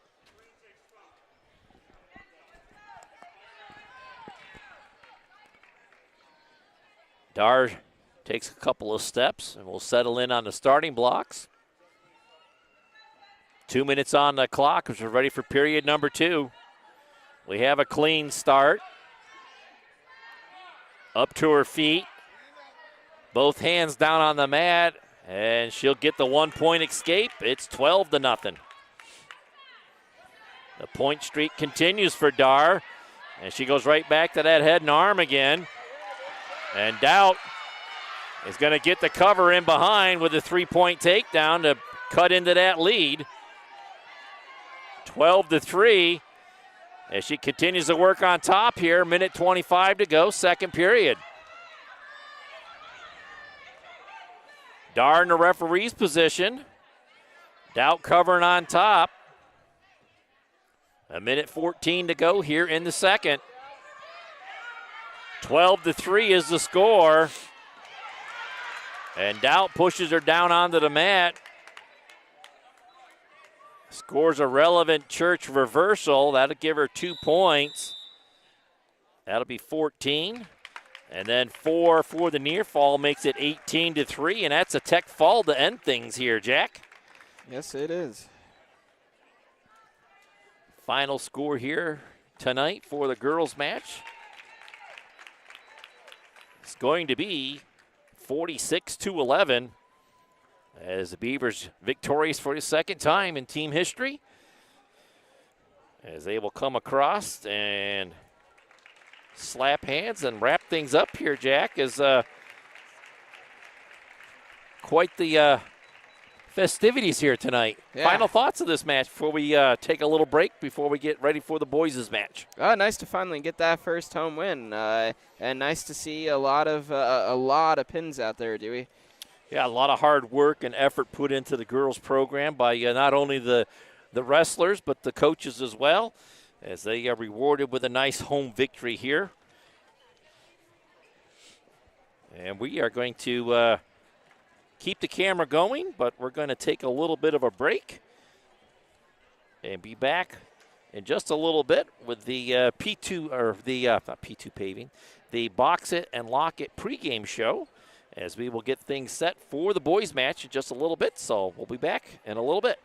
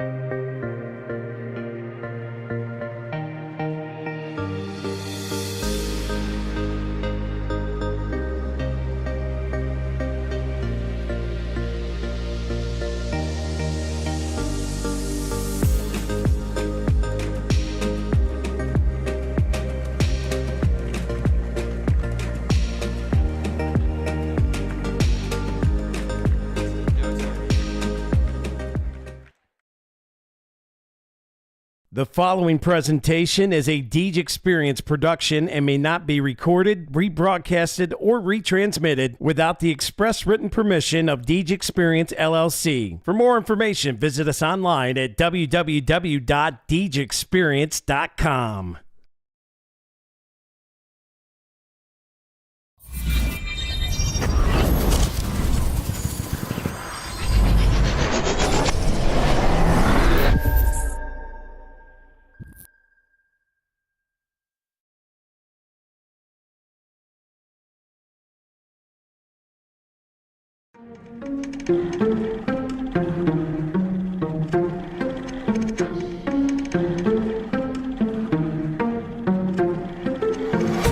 Yeah, it's been a minute, but I'm back at it. Only like to win, it's like a bad habit. Chamberlain drives in. He got pounded. Chamberlain with a putback. Looking at the numbers, he was throws over hearing it. Muma, open look Watching for all the three. angle disappear. Haley Muma drains The it. picture, see how clear it is. I'm high quality, like I am Deej Experience. I'm way up, seems like I've been at the pyramids. Give me an opponent, and I promise I ain't fearing it. I got so much I can lose, but get what I've been giving this. Why you see a miracle, then I'm hearing it. Grinding and grinding, and then I put another gear in it. Driving and driving, but you don't have no one to steer a ship. Back on the top, Gray of sets it up. my logic. Time with a flip shot, and that was a thing of beauty. Lock it up. Gotta get that leg freed up. Back, you know it ain't luck, so pay up my respect. Don't reject the great match. Better hang up the white flag. You fight back to your nameless. So tell me what the time say. Game time. Why they think that they could ever outscore me, LeBron James? Just give me the ball. Watch me. Bolter knocks it down. He's gonna come home with it. Nice throw and a good tag. They got him. Doing this for all my life. Webb with it. You don't want to waste my Shot time. and a goal by the Beavers. Finds the back corner. Better get up next in line. Competition left to dry. They could never get in my mind.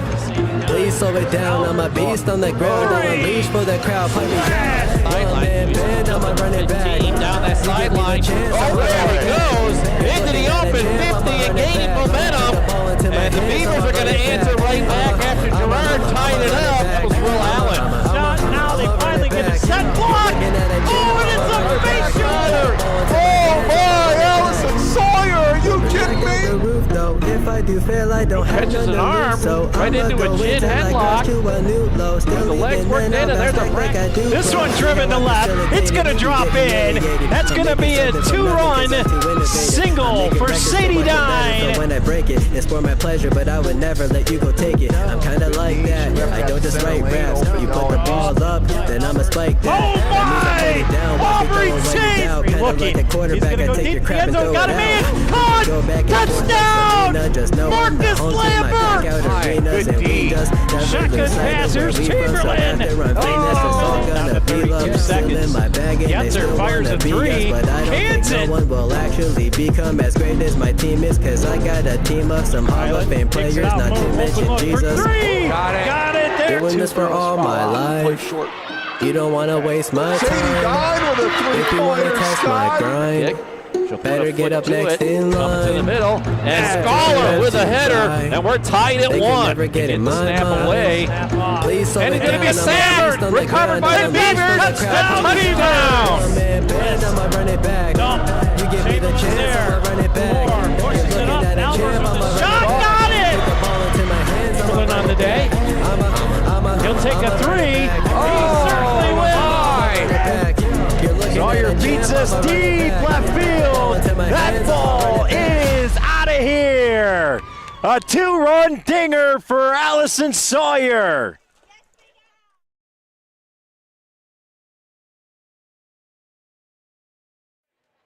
Well, welcome in here to the Deej Experience Sports Stream. I'm Dewey Hurd with Jack Hasbrook. We're in the West Gym. We're into match number three on the night. We've done middle school. We've done the girls match. Beavers win. We're going to have some JV action tonight. I think we have seven bouts to go in JV action. We're starting out at weight class 285 in the boys' action. 285 brought to us by Fork and Barrel / Library Bar and Grill, Jack, as we get into our Box It and Lock It pregame show. Lots to talk about. Where do you want to start? Oh, well, big win last week in GM, Dewey. Yeah, big win by the Beavers down in GM. They squeaked it out, 30-29. Came right down to the very last match of the night. As for the second time this year, they've gone to the last match. They did it down in McGuffey, down in Claysville, as they got a 34-30 victory down there. Had a good showing out at the Cottersport team duels. Ended up in second place there. So a nice season by the Beavers so far, but they're doing exactly what they need to do. Yeah. They're doing exactly what is expected of them, and there's been no surprises so far in this season so far that I can see. Yeah, nope. This is exactly where we thought they'd be heading into the year, the senior-led team.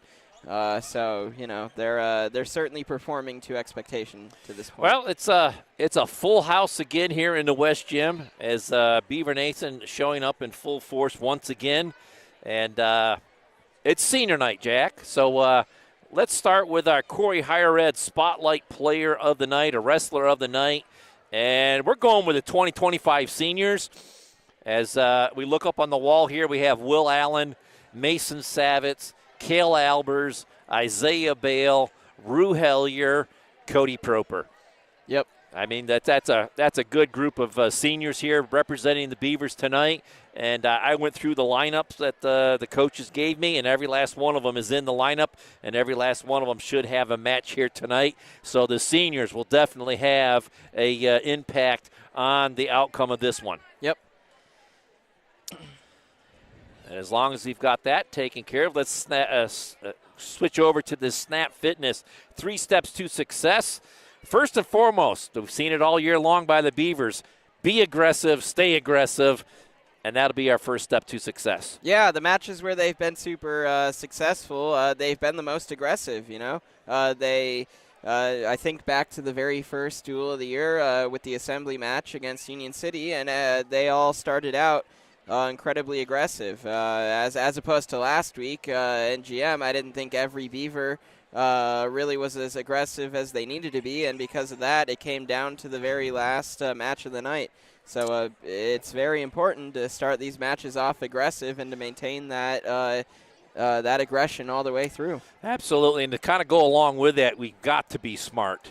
You just got to be aware of where you're at on the mat, where you're at in the time left on the clock, so on and so forth. Be aware of the scores, the bonus points, so on and so forth. Everything comes down to outsmarting your opponent here tonight, so you've got to be smart. Yeah, and also thinking back to last week, we had a lot of penalties that I think could have been avoided that gave points one way or the other that kind of swung some matches, and that's part of the being smart. You can't take those stupid penalties, and you can't give your opponent anything free. Absolutely. I don't like to give up the freebies. Our third step to success, constant movement. I'm not just talking on your feet. You're down on the mat. Constant movement when you're on top, constant movement when you're down on the bottom. Push the pace. Make the other guy just absolutely work harder than you if he wants to get the victory. Yeah, constant movement takes you a long way in the sport, Dewey, and the more you move, the more likely you are to get something out of it, and also, as importantly, the constant movement helps you avoid those stallings that we've seen so much of lately. Yeah, so we're going to get right into our senior recognition.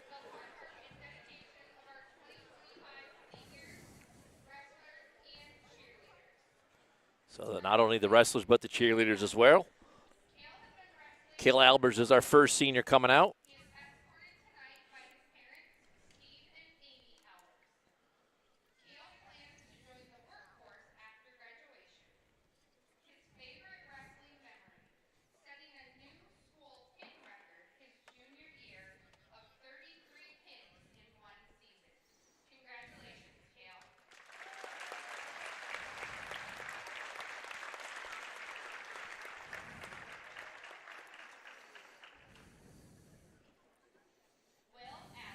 Our next senior is Will Allen.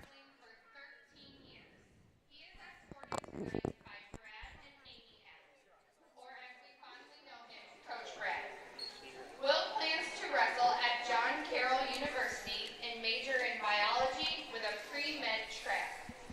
Will's favorite wrestling memory, the first 30 minutes of the bus ride home after Tyrone. The rest of the ride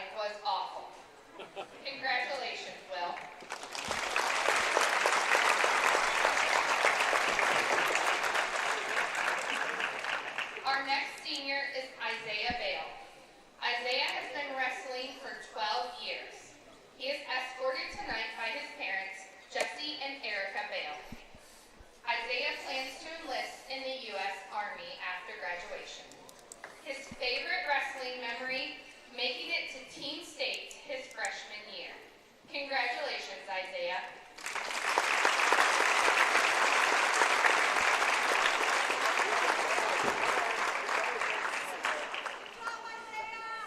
Our next senior is our stats guy, Nolan Carey. Nolan says this is his first year being statistician, ha. His parents are escorting him tonight, and they are Brenda and Travis Carey. Nolan plans to attend college, which is still undecided, and major in environmental engineering, all while playing football and track and field at the collegiate level. His favorite memory was traveling down to Hershey his freshman year for Team States. And a big happy birthday to Nolan tonight.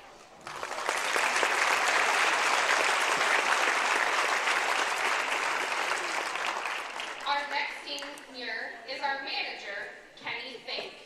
This is Kenny's first year as our team manager. He is escorted tonight by his dad, Aaron Fink. Kenny's future plans to become a professional wrestler. His favorite memory is when we beat Union City in front of the entire school. Congratulations, Kenny, and thank you for helping us out.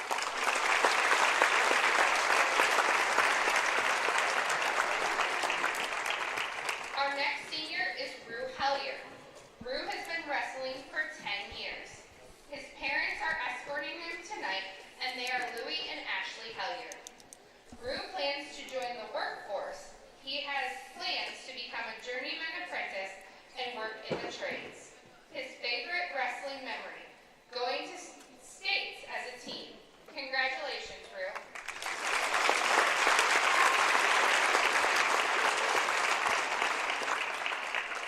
Our next senior is Cody Kroger. Cody has been wrestling for 14 years. His parents, Marcy and Travis Kroger, escort him tonight. Cody plans to attend the Municipal Police Academy upon graduation. His favorite wrestling memory, my entire freshman year. Congratulations, Cody.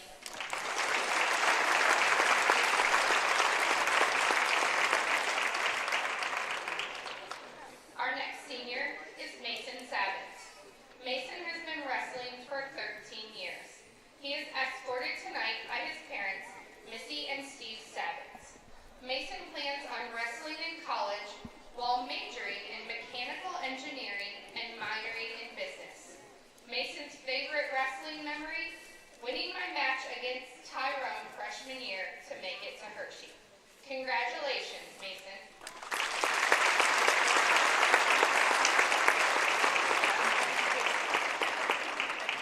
Our senior cheerleader tonight is Sarah Snyder. Sarah has been cheering for 6 years.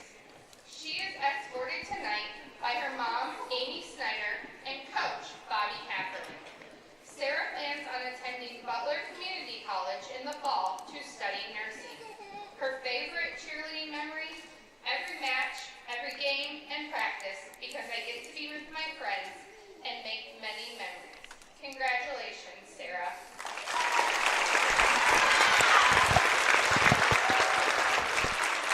Let's give our Corry senior wrestlers and cheerleaders a very big round of applause.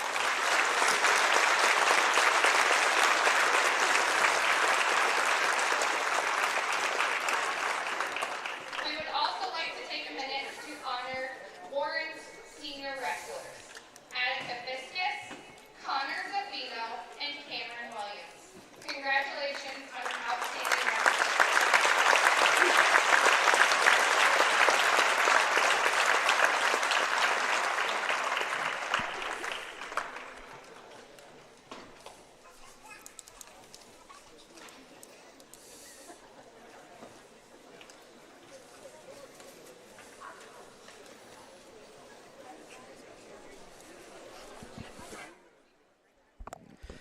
Well, Jack, looks like that's going to wrap up senior night here. Oh, yeah. As we'll get right back into our usual routine of things here, as the Beavers should come out and take the mat for warm-ups. As the cheerleaders will go to the far side and set up the tunnel for them. And what are you kind of looking for in the match against the Dragons here tonight? I'll set you up a little bit. Last year, we went down to Warren, full roster, and the Beavers walked out of Warren with a 66-0 trouncing of the Dragons. Yep. I think the Dragons want to get a little payback here on the Beavers' home mat. Yeah, they will. I am looking, Dewey, for I'm going to go back to our 3 steps of success. I am looking for the Beavers to re-up their aggression. I think that was one of the big things that I didn't see from all of them last week at GM. So I would like to see all the Beavers once again come out and start their matches with a quick takedown or something of that nature. So reestablish the Beavers' dominance on the mat. Yeah. As they kind of got away with a little bit there as they went up against a very tough GM Lancers team. And looks like we're going to get the cheerleaders out here for a little bit of a routine, Jack, if you want to grab that, as we await for them to get their music going.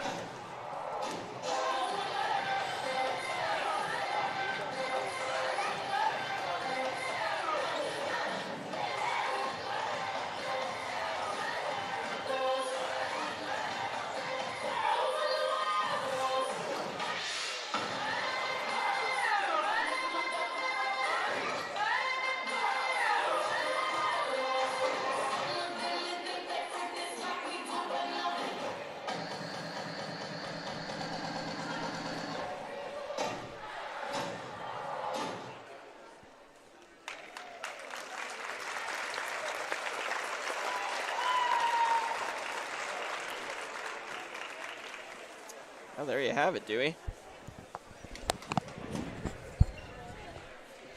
Yes, another good rendition by the cheerleaders, as I forgot to turn my microphone down. So I hopefully didn't blare too many ears there. So just about done with the Box It and Lock It pregame shows, as we've had everything covered in our boxes to get checked off there. So we are ready to get things going. JV action for the Beavers. As now I see the cheerleaders starting to come out with the banner for them to come out and take their warm-ups on the mat. So looks like we're going to allow them to do that. And for JV matches tonight, Jack, we've got Jeremiah Johnson taking on Timmy Geiger. We got Marcus Meredith taking on Casey Nelson. We got Aiden Beckering taking on Colby Zeffino. Devin Mirsky taking on Lucas Gardner. Zach Nichols against Patrick Ross. Colton Porter versus Chris Orff. And Cooper Hodak versus Kobe Zinger.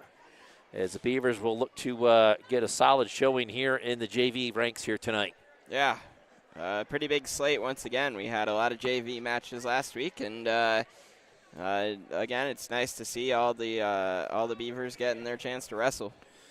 And Warren comes in with a very big roster. They got, it feels like close to 30 kids with the warm-up gear on. Not everyone is a wrestler or being out on the mat, as they do see a couple of guys in street clothes. But a big showing by the Warren Dragons here tonight. And we'll have to warn R.L. McCray down there to make sure he gets off the mat quickly, because the wrestlers will circle right around that outer ring. So he's in danger of getting run over once again. Yeah, I was to say, he has a habit of getting ran over on the sidelines there, Dewey. So, so be forewarned there, Mr. McCray. And you can't wait for the last wrestler to get through that banner, because the rest of the team is going to be quickly on his heels. So yeah, there's a lot of them. There's a lot of Beavers. So hopefully they give him room and stay on the inside of him. He does have a bright orange sweatshirt on, but still, he's in a danger zone there of getting run over.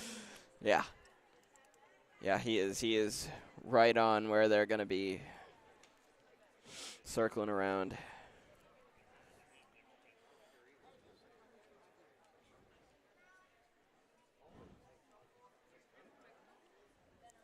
What song do you think they picked for their senior I don't entrance? know. Dewey? They've been rather creative with the songs that they've picked throughout this year, and I've liked a lot of their choices that they've made. But this will wrap up the home duels for the Beavers in the regular season. They do have the Beaver Bash coming up next weekend, and we're going to be here for that coverage.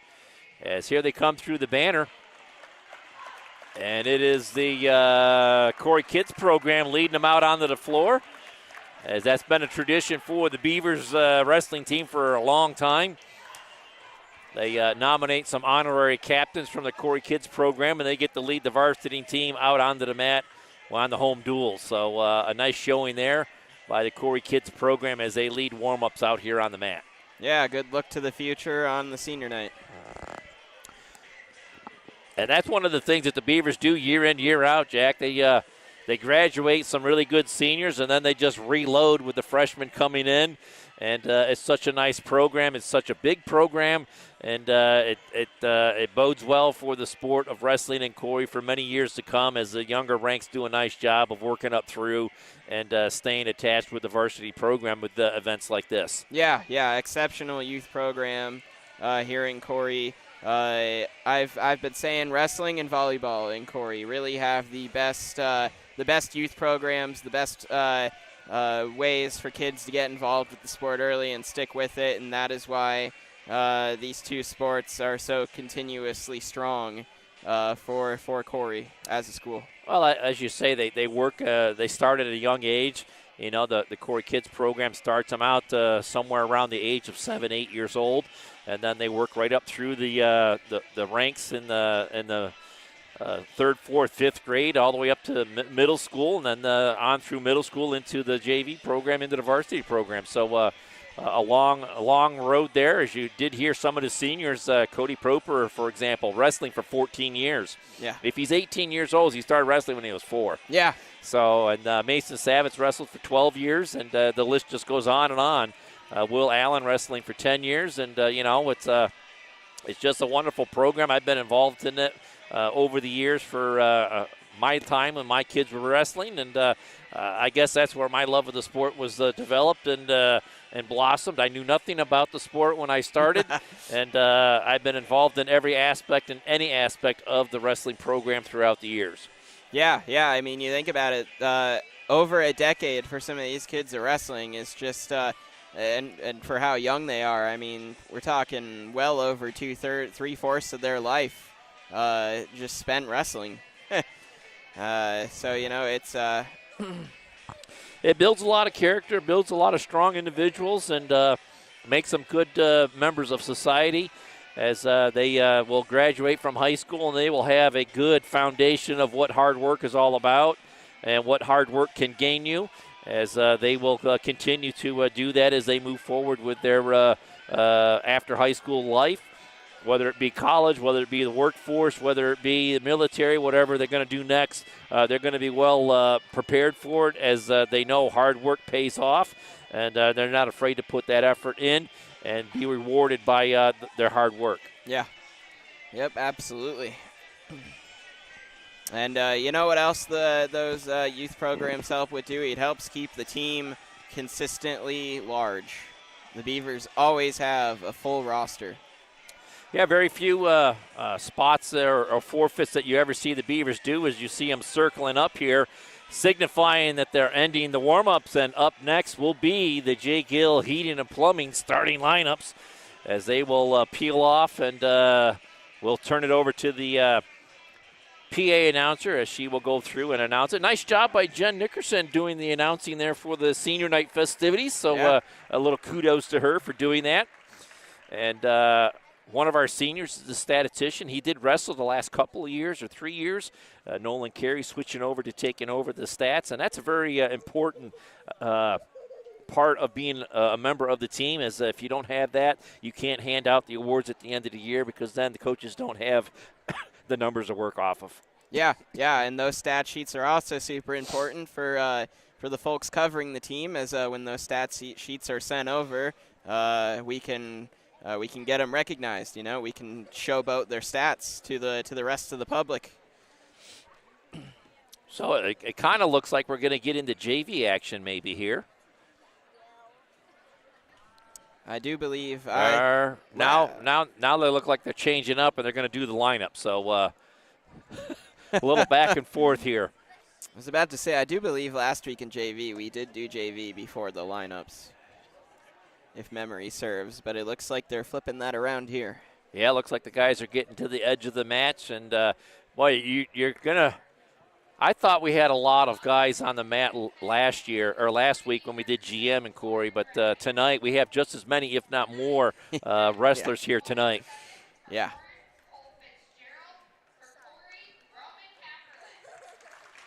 So we'll crank it up and get it over to Jen Nickerson on the PA announcing. At 114 for Warren, Aiden Sweet, and for Corey, Logan Willis. At weight 121 for Warren, Andrew Knapp, for Corey, Owen Anderson.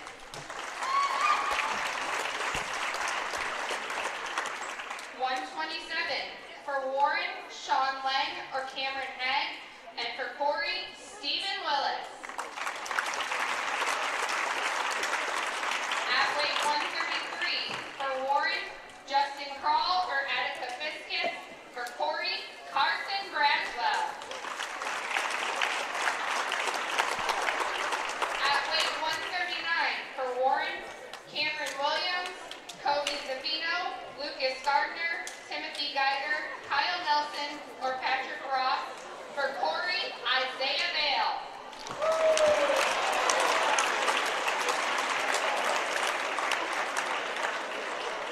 At weight 145, for Warren, Ryan Letko.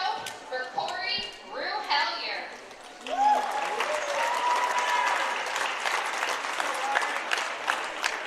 At 152, for Warren, Carter Campbell or Chris Ort. For Corey, Will Allen.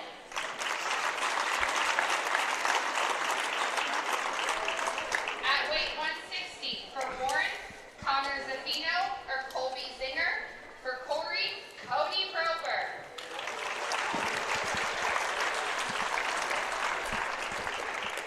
At 172, for Warren, Jacob Farino or Sebastian Oyola. For Corey, Laming Albers.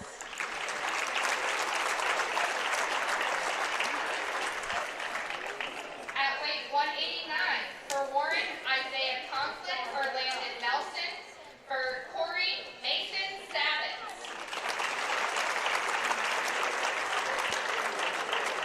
At weight 215, for Warren, no entry. For Corey, Cale Albers. And at 285, for Warren, Tyson Harkins or Brian Coley. And for Corey, Owen Nickerson.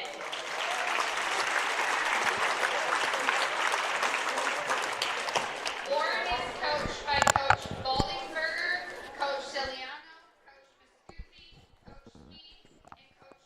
Well, there you have it, Jack. Starting lineups, again, brought to us by Jake Gill, Heating and Plumbing. And we're starting at weight class 285. And that is brought to us by Fork and Barrel Library Bar and Grill as we look to get things going and have another fun night here in the West Gym. Yep. But first and foremost, we are going to have some JV action here tonight as we have 7 bouts on the stat sheets here tonight.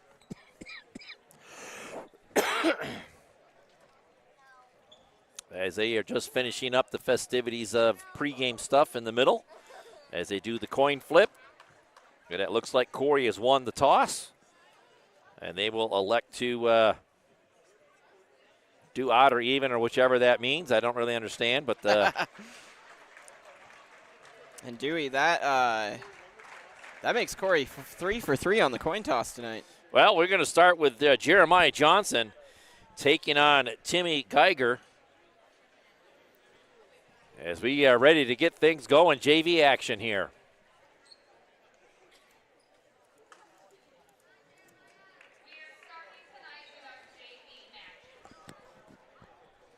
So here we go, Jack. Fox Family Insurance opening match here of the JV matches. As Jeremiah Johnson looking to get the better of Geiger.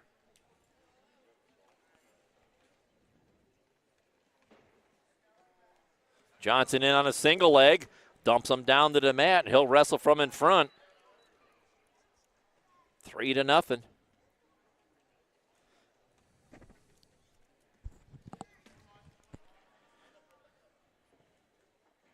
And the packed gym here tonight has gone eerily quiet right now, Jack. Yes, it has. You can hear a pin drop in here. They'll break free. He cuts them loose. It's 3-1. Going right back to work. In on another single leg. Back up to his feet, trying to pull it in, unable to do so. Geiser comes back with a head and arm as he'll look to get the corner. Works into a leg. Johnson trying to get back on a leg of his own, staying on his feet, not giving it up. But he does, and it's a 4-3 lead for Geiger. 45 seconds to go, first period. Geiger looking for the near side cradle. Johnson got to stretch it out, break that hold, and he nearly does and gets it. 30 seconds to go, first period. Johnson back up to his base. Geiger dumps him back flat on the mat. 20 seconds to go. Geiger working with a tight gut. Keeping Johnson pinned down on the mat, looking for a crossface series. 8 seconds to go. Johnson with wrist control. Trying to pass that over, but he's going to run out of time. After one period, it is 4-3 in favor of Geiger.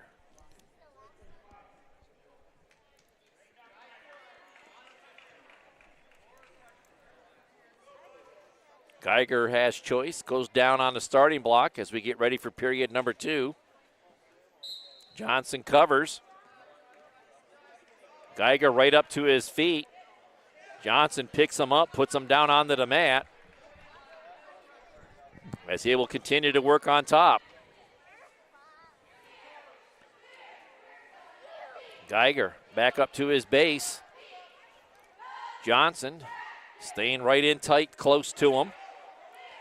As again, Geiger gets up to his feet, he cuts him loose. It's 5-3. We're neutral here in the second. Oh, that shot was right there. Johnson just didn't pull the trigger. Now he does on a single leg. And he'll switch to a double. Got to pick him up.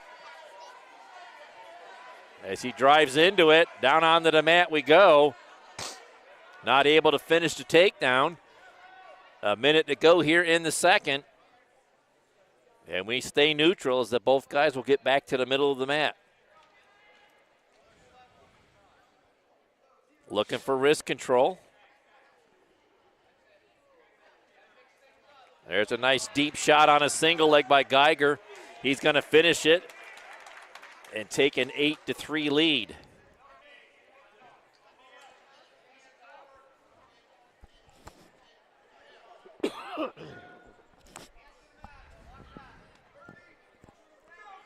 Under 30 seconds to go here in the second. Johnson needing to get out. Geiger switching from side to side as Johnson gets back up to his base. Geiger flattens him back out again. Under 10 seconds to go here in the second. Looking for that crossface series. Not able to get it. Now a far side cradle. And the period comes to a close with Geiger out in front, 8-3.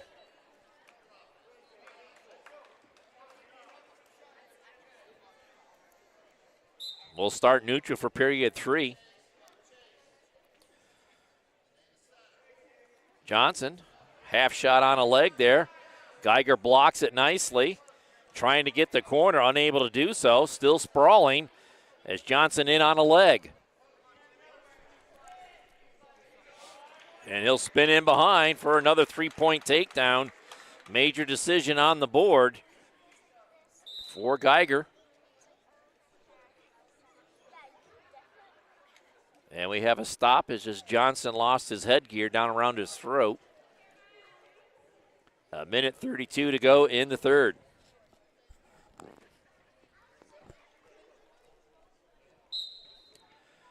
Geiger covers. And Johnson quickly into a sit and switch, but got nothing but a fist into the thigh of Geiger. 1:20 to go here in the third. Johnson reaching back for a leg. Geiger looking for the far side cradle, nothing there. As Johnson stays with wrist control, Geiger pulls it off. He'll work under the arms. Trying to get that wrist control, and Johnson with a nice relevant church reversal makes it 11-5. Up to their feet. Johnson drops down to a double leg. Gets him back down onto the mat. You got to work up from there. 40 seconds to go. And we have a corner bar and grill stalling against Johnson.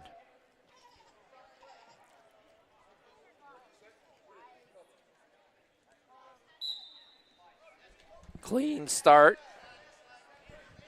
Geiger right back up to a stand-up. Johnson drops down to a leg to try to keep control. Still with that control, 25 seconds to go. Geiger continues to work around the corner. And he'll score a relevant church reversal. Oops.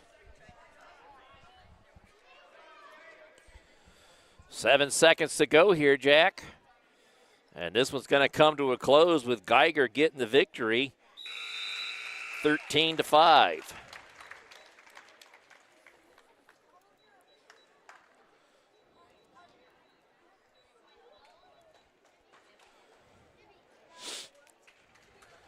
We'll switch over to bout number 2 in the JV action. It'll be Marcus Meredith coming out for the Beavers.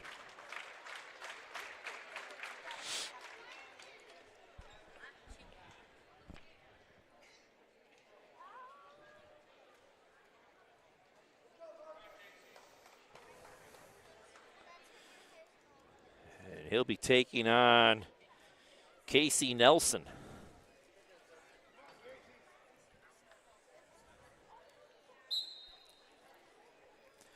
Underway here, bout number 2, JV action. Marcus right into a head and arm, does a throw by, tried to get in behind, unable to do so, in on a single leg. He'll pick that up, high in the air, looking for a trip to go with it, and does. And Marcus is going to wrestle from in front tonight, 3-0.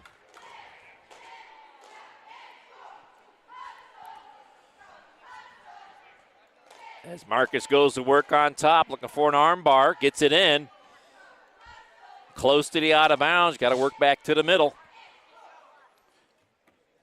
2-on-1 with that arm bar, he'll tilt him up. And put him right back over to his back again. He'll regroup his hold. Referee holding 4. And that will be awarded as they go out of bounds. Marcus's lead now is 7-0. Now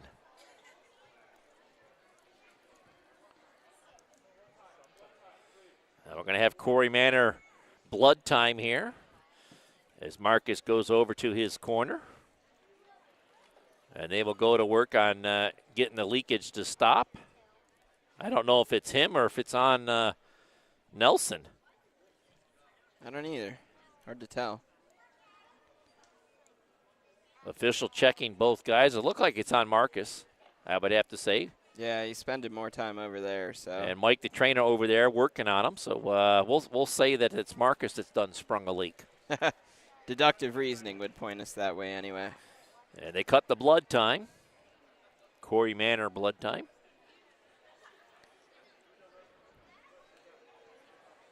And we'll get back into action here, as Nelson will go down on the starting block on this restart in the first period. Marcus out in front, 7-0.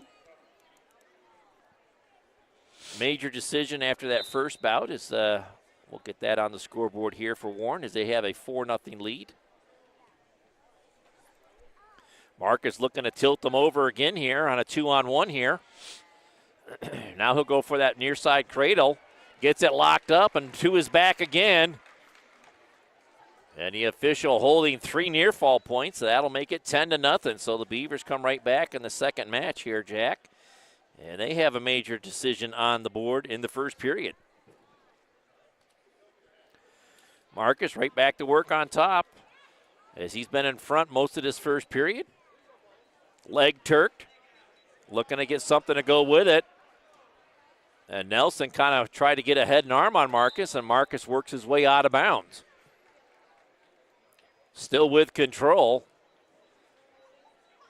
Nelson down on the restart. 18 seconds to go in the first period.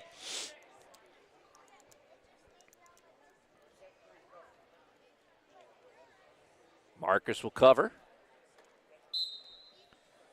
He'll go with a tight gut, just about scratching the backbone from across there.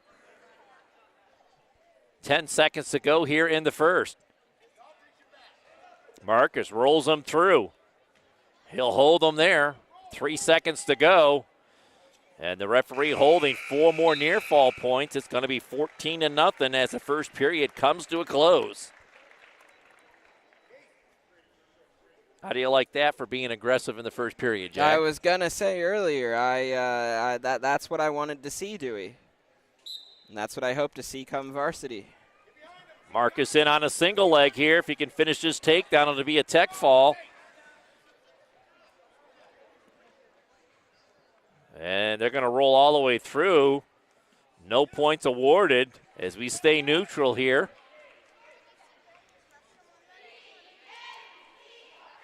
Just underway in the second period. Marcus in on a single leg. And he'll trip him down. And that will be it as Marcus gets the tech foul. And the Beavers take their first lead of the night.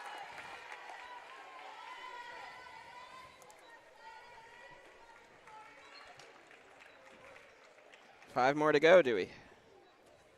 Yes, 5 more to go. Give me just a second here as we'll reset the scoreboard.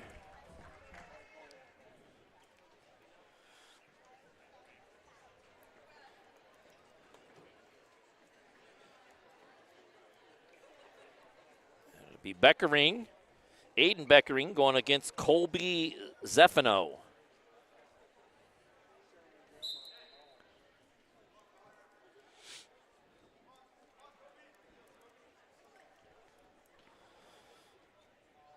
Beckering in on a leg. We'll put him down onto the mat. He'll look for the reverse half. As he has it in good and tight. As he'll look to sink it in even tighter. That's a tight hold there, Jack. That's going to be tough to get out of. Yeah. And a long time to get out of. You got 1:30 to go here in the first period. Beckering all over him. But somehow, Zeffino able to get to his belly. He'll give up a 7-point move, but he'll have to work up off the bottom here. Beckering back to work on top. Looking for a half, not able to get it. Zeffino doing a good job of keeping his head high. Beckering looking for that far side cradle. He'll go to the near side now. Looking to sink it in. Not able to get it. He'll settle back in behind and go back to work on top with his offense. 45 seconds to go here in the first. Beckering, power half. Gets that half in deep. Not able to step through the legs. Still with that half in there. And he'll continue to work with that half. Now he'll step through the legs as he gets him flipped over. Goes to the reverse half and bundles it to good and tight together. Imposing his will on Nelson. And there's the Bracken Funeral Home pin. 14 seconds to go in the first. As the Beavers get back-to-back victories. And another early aggressor there, Dewey. As we move on to the next bout.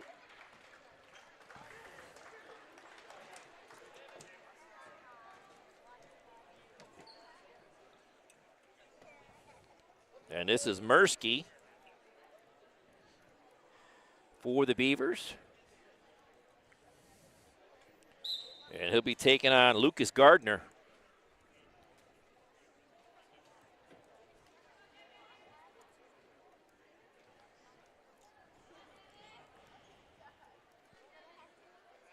As we're just underway here.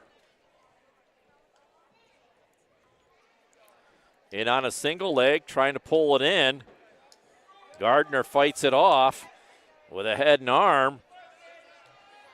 And Mirsky keeps pushing into it as he switches to a double.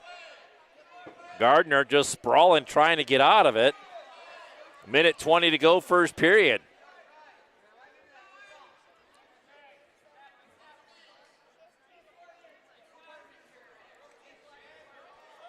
Mirsky trying to get the corner.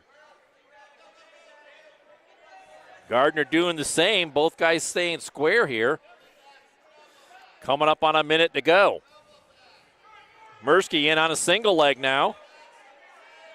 As he focuses on that one leg, he needs to continue to circle into it. And finally gets the upper hand here as he continues to push forward and gets the three-point takedown.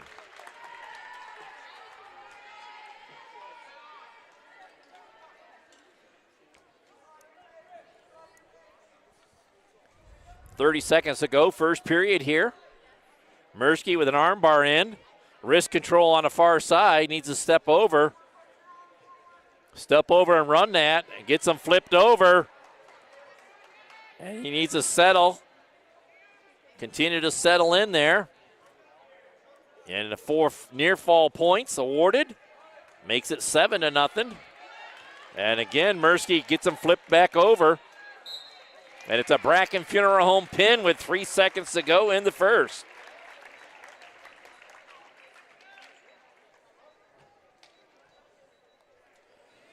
Breezing right through these matches now, Dewey.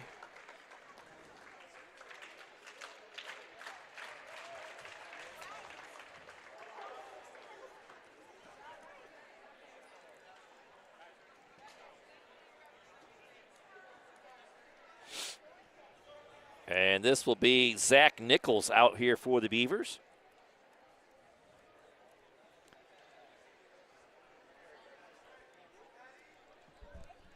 And his opponent will be Patrick Ross.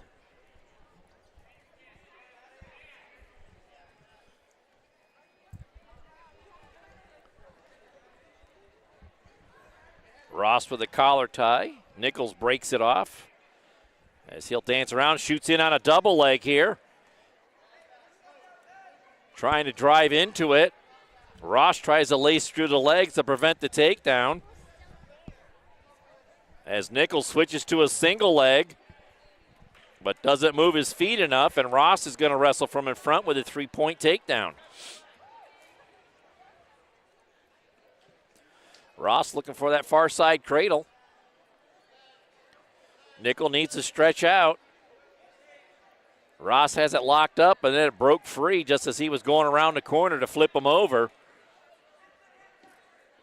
Coming up on a minute to go here in the first. Nichols got wrist control but let it go as Ross continues to hammer away on top. 48 seconds to go, first period.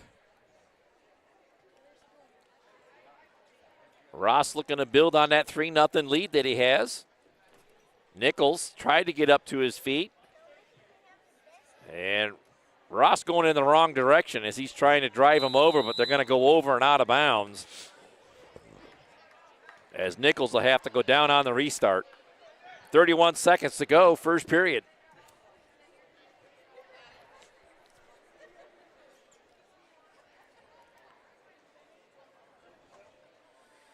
As the crowd is buzzing a little bit, waiting for the varsity action to get going. Yeah. Nichols to a stand-up. Ross puts him right back down on the mat. Big thud. Had the arms bundled together as he'll put an arm bar in and get him rolled over to his back and get a Bracken Funeral Home pin with 16 seconds to go in the first.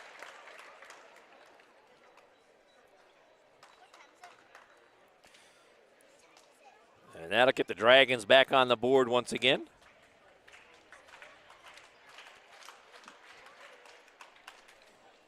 And we'll move into our second to last match of the night. Colton Porter coming out for the Beavers.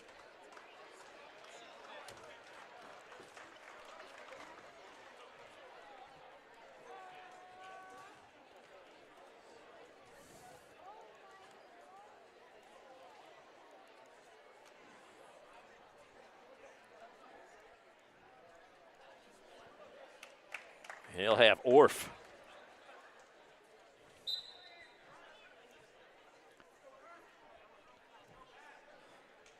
And we're just underway here. Porter looking for something. Orff looking for the same thing. Dragons started with a victory and gave up 3 losses in a row before they got back in the win column. Beavers out in front 17-10 right now in this JV action. Porter in on a 2-on-1, switches to a single leg, and switches to the other side as we go out of bounds. We're still neutral.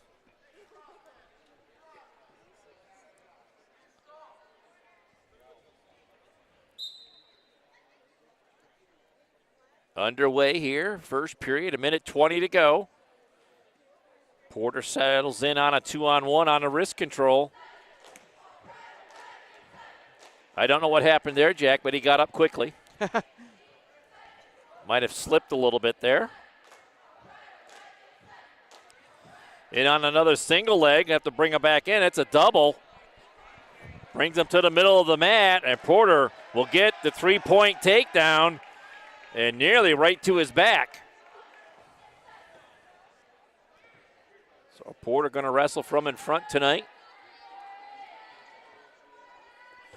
3-0 with 40 seconds to go here. First period.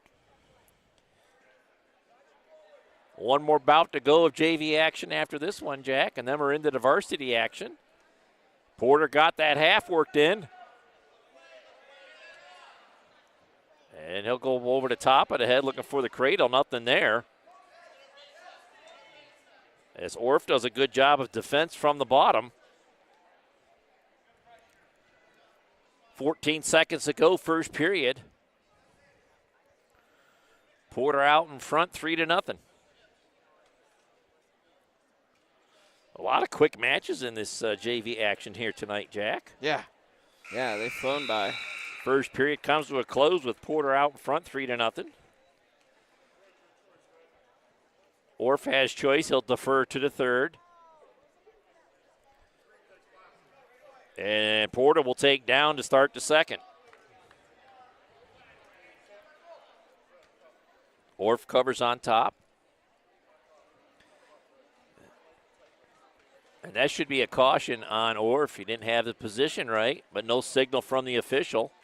There it is, a quick caution. Just as I said, he didn't give a signal. He did. Make a liar out of me, why don't you? He just needed you to remind him real quick. Trying for that far side cradle, and Nichols does a good job, Porter does a good job of rolling through it to break that hold.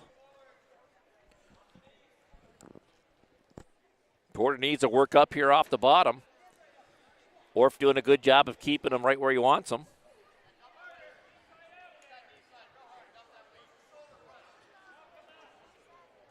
Porter looking to get into a stand-up. Orff looking for the half, and all of a sudden Porter just pops out of it.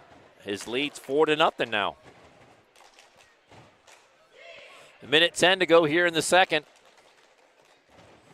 Anticipation building in the gym here, Jack. As we got one more bout of JV action before we get into the varsity action. Porter in on a 2-on-1 here. Switches to a double, nicely done. And gets the 3-point takedown right at the out of bounds to take a 7-0 lead. Nicely done there by Porter as he shot in on that double leg off that 2-on-1. And he's going to let him up off the restart, making it 7-1. 50 seconds to go here in the second. Porter looking for another takedown here to make it a major decision. Needs to set it up. I'd go right back to that 2-on-1 wrist control that worked nicely the last time. Tried to snap down. Orff catches him in a head and arm out front. Porter's able to fight it off. Orff down on a single leg. Porter doing the same. He'll go to the crossface series out front and maybe look to bundle the arms as he'll look to get his legs freed up. 12 seconds to go here in the second. Still working on getting that leg freed up. He reached back, and that gave Orff time to get into it. And we're still neutral, and we have a stalemate call with 1 second to go. And that's how the second period is going to come to a close. Porter builds on that 3-0 lead, lead 7-1 after 2 complete. Porter's going to have to go down on the restart as Orff has chosen to take top. And we have a clean start as Orff looks for that tight gut underneath. Maybe a 2-on-1 down there. Porter looking for wrist control out front to pass it over his head and does. Stay with it now. Work it into a stand-up. Orff trying to flatten him out as he gets him back down onto the mat. Porter trying to get up to his feet. He'll turn into him and bundle the arms out front and settle in behind with a relevant church reversal. And that will give him a major decision as he leads 9-1. Minute 10 to go here in the third. Porter gets a half worked in. Orff does a good job of fighting it off. Porter stays with him quickly, but he'll get 2 near fall points. A quick count by the official. Making it 11-1. A little high out front is Porter. 40 seconds to go here in the third.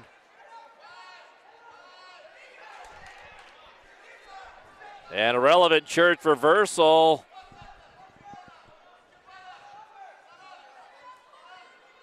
And now Porter needs to settle back in behind.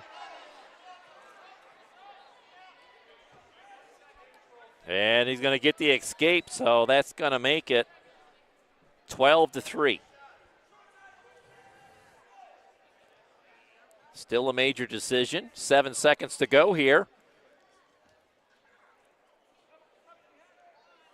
Orff kind of shot in, but not going to get the takedown as Porter reverses him back.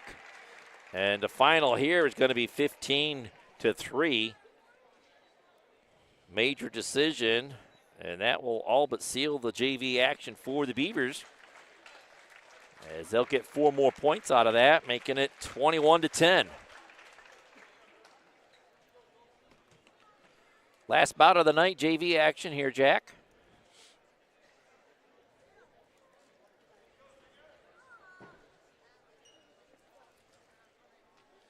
And it's going to be Hodak. Cooper Hodak. Somebody you know quite well, Jack. Oh, yeah. His opponent, Zinger, Colby Zinger. And this will wrap up the JV action here tonight. And we're still neutral. Cooper sporting that Darth Vader mask. We talked about that the last meet there, Jack. What did you find out about that mask? Well, apparently 2 things. 1, it doesn't tighten very well at all. And 2, the Lancer was actually pulling it down throughout the match. Ah. Well, while you were talking, your brother scored a 3-point takedown. So let's talk about the mask a little more. Anything else about it? It's hard to see out of. We knew that. Not overly comfortable. We knew that as well. And, yeah, because the opponent can try to pull it down, it kind of gives them an even bigger advantage. And Cooper's just going to cut him loose, making it 3-1. Right back in it again, and we're out of bounds. We're neutral. 54 seconds to go in the first. So what's the reason why Cooper has to wear that mask? During one of his prior matches, he got whacked in the nose.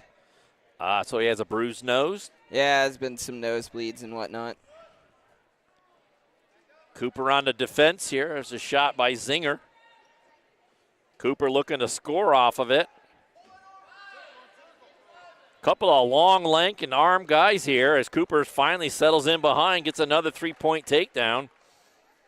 Stretches his lead out to 6-1.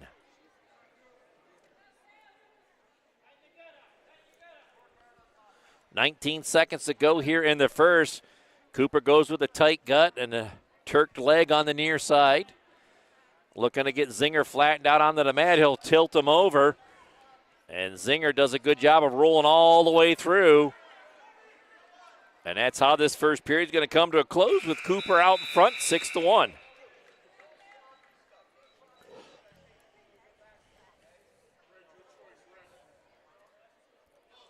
Zinger has choice. He's going to defer. And again, Cooper has a little trouble with the mask, as it looks like they try to get it tied in with his headgear to make it a little tighter.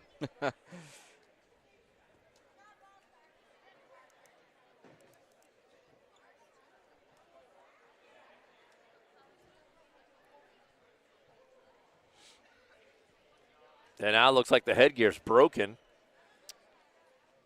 as a couple of guys hand him some headgear. Pick one, see if it works. And it looks like Cooper's going to go without the Darth Vader mask. As soon as he can get some headgear that's going to fit properly. Gotta love equipment issues, Dewey. Those masks are not, or headgear is not easy to work with. I've known from over the years of working with my boys' headgear, it's rather difficult to get those straps to move around in the headgear.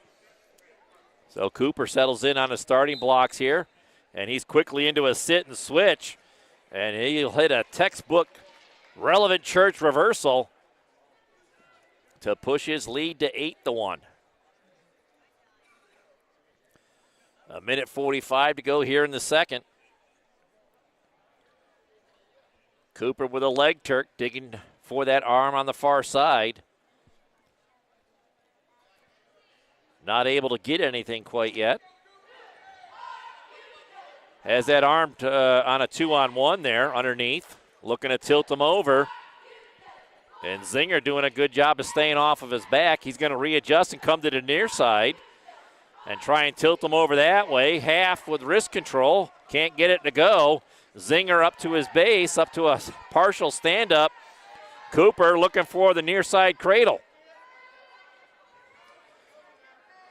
He'll need to readjust it a little bit. And he'll try and continue to pull him over, unable to get it worked in. The cradle comes off, and Zinger catches Cooper in the head and arm. And nothing but an escape given up by Cooper. It looks like he's got a little bit of a cut above his eye.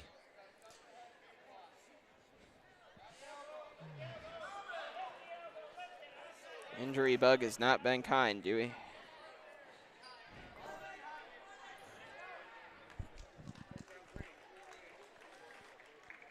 And Cooper scores another takedown as I get the score corrected here.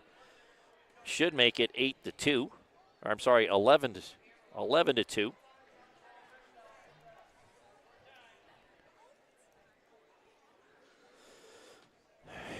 So he looks to stack them up here. Second period coming to a close. And Cooper's going to head to the third period with a major decision on the board.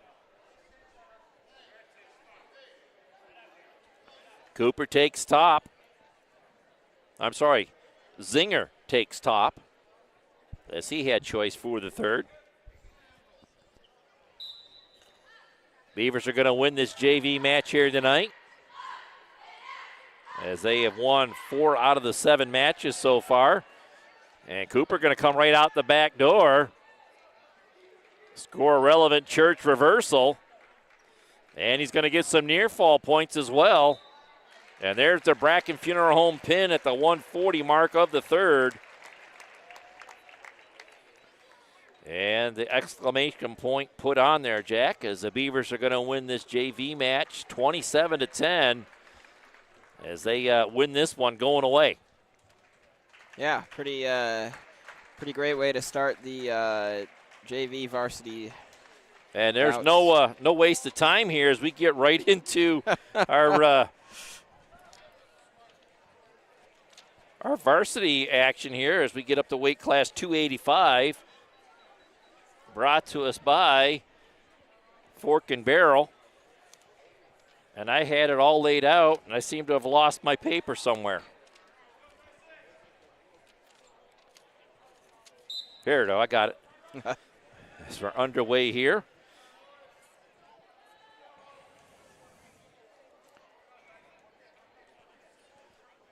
And I'll have to, as we move along here in this first bout, I'm going to have to reset the scoreboard. Jack, you're going to have to let me know if anything changes out there on the mat. All right, now they're just tied up.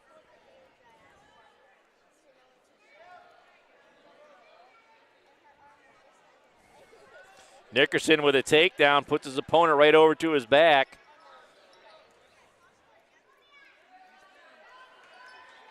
And that's in nice and tight, just the way Nickerson likes to see it.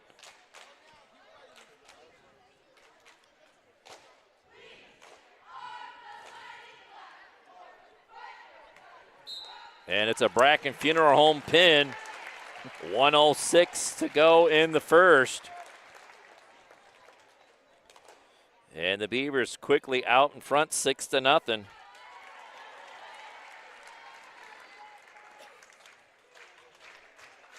Another big pin there for Nickerson. He's having quite the season, Dewey. Doing a nice job and constantly working forward. And we're going to switch all the way over to weight class 107.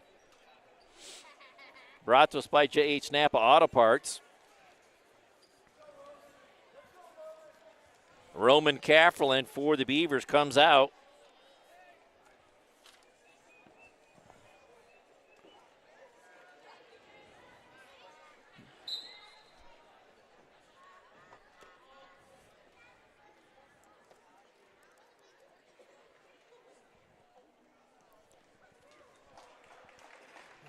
Roman close to a takedown. Not able to get it quite yet. Gets his hips up and will get the three-point takedown.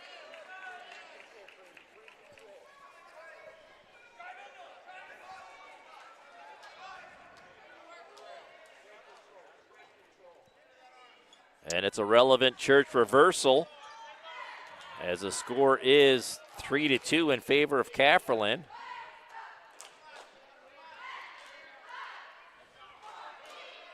Kafferlin back up to his feet.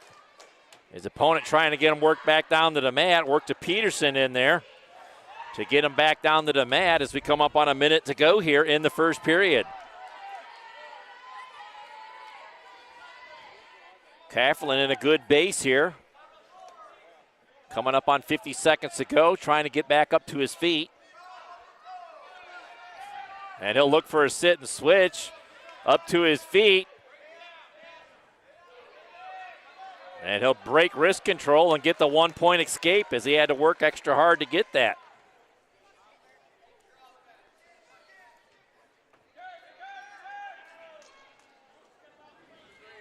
And he'll score another takedown here to make it 7-2.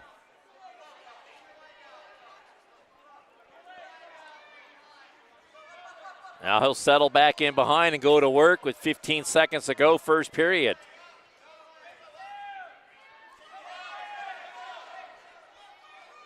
And he'll slowly roll him over with a near side cradle.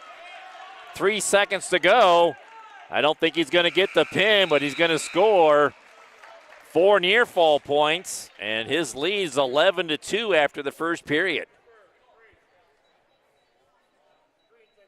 High scoring start there, Dewey. Kafferlin down on the starting blocks for period 2.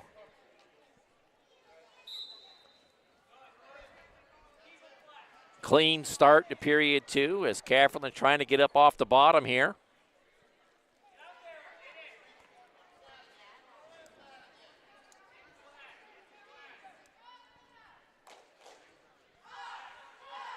His opponent jumping from side to side to try to get an advantage there. Cafferland catches the wrist on the way over. Trying to find a way to Merkel him down. And not able to get anything there, but not able to get the escape either. Cafferland back to his base here. Minute 20 to go, second period.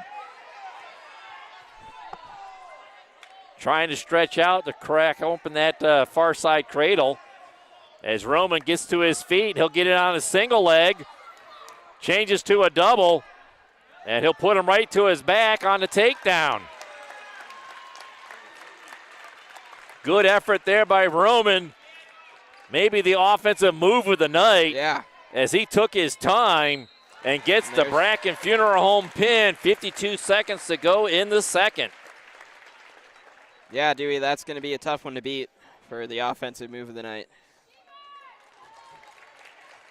And you could just see Cafferland, once he got him picked up in the air, he took his time, he worked it around, and not only did he put him down onto the mat to get the takedown, but he got him right over to his back and scored the Bracken Funeral Home pin. Yeah, exactly what you want to see. And we are up to weight class 114. It's Logan Willis out there for us in the Salt Church 114 weight class, and he's going to wrestle from in front on a quick three-point takedown. This is what I wanted to see, Dewey. This is when the Beavers are at their best.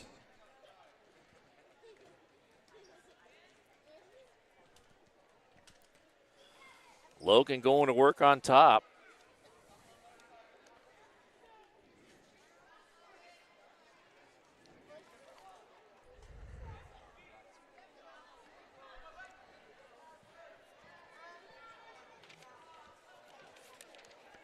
As them tilt over, and another Bracken Funeral Home pin by the Beavers. 1:20 to go in the first. 3 matches in, 3 pins. Back to back to back.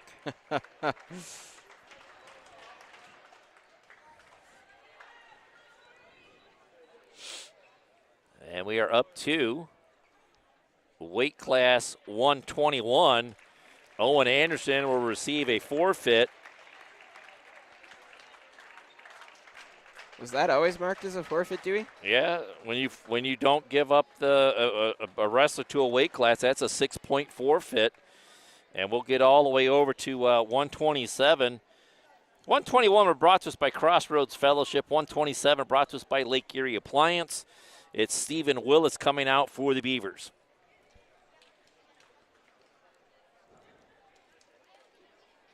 And this might be too much of a hole for the Dragons to get out of here, Jack. Yeah, I was about to say, the Beavers are already starting to run away with it, Dewey. 3 pins and 1 forfeit. And the Dragons are looking at a 24-point deficit, as we're already in match number 5. I know we got some time to go. There, nice fireman's carry, as Willis scores the 3-point takedown.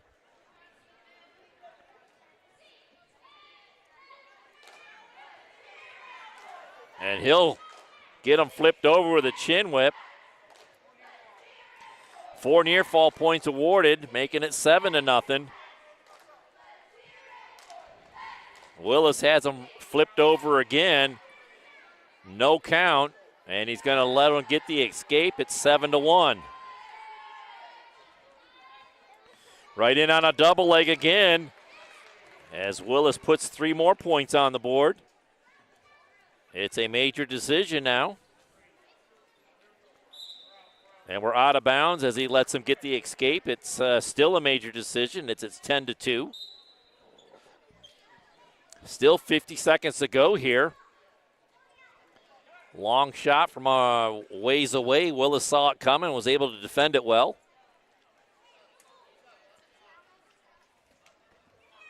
Pulls him in and scores another takedown. 33 seconds to go here in the first.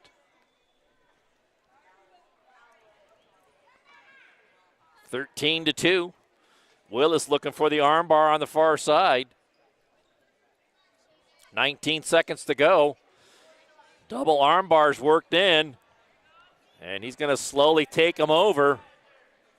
And there's the Bracken Funeral Home pin with 10 seconds to go.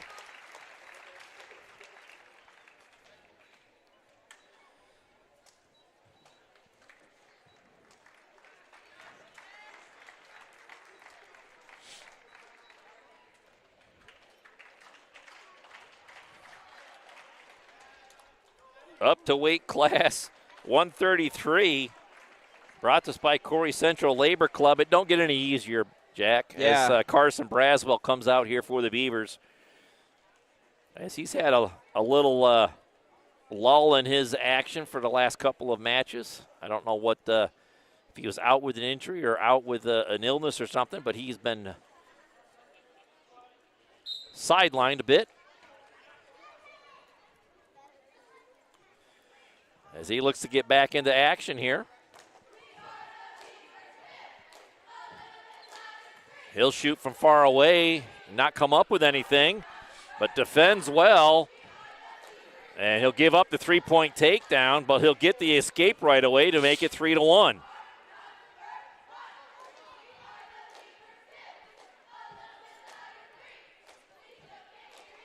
Oh, Braswell got some work to do here. Shoots, doesn't get anything, gets caught in the head and arm, but he gets back up to his feet and whizzes out of it. Minute 15 to go in the first period.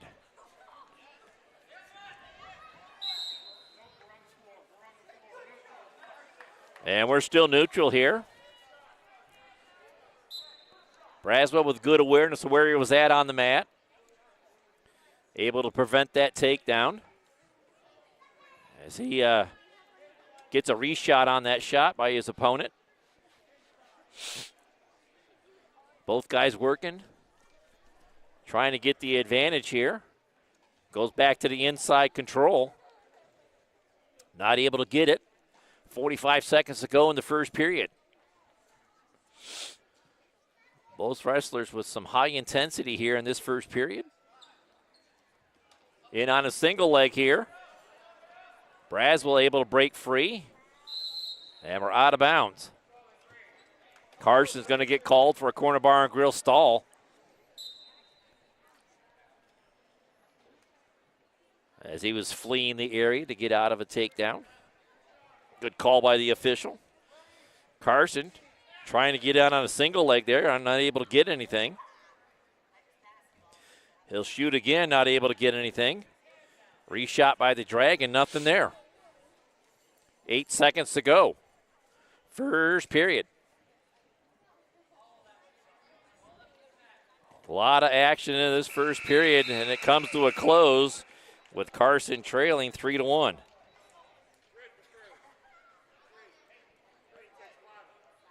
Carson chooses down after his opponent defers to the third. See if he can get up and out of here quickly.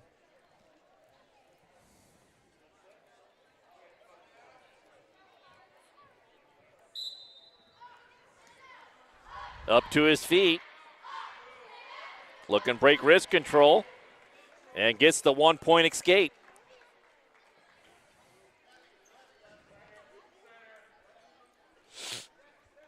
Makes it 3-2.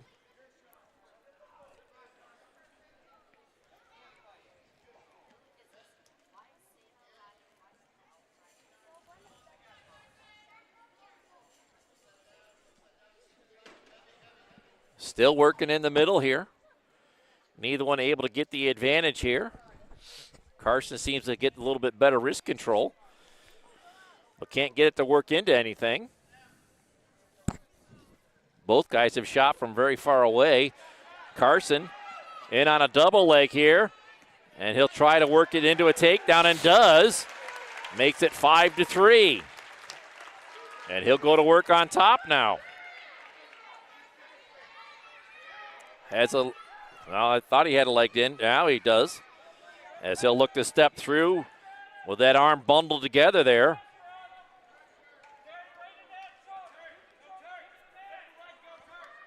40 seconds to go here in the second. Carson has that arm bundled underneath. I would just run out front and run that. You're just allowing that guy in the bottom to recoup, recover.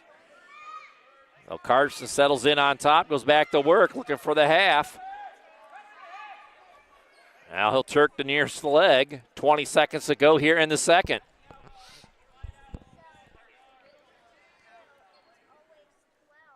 Carson continues to work on top here. 10 seconds to go now.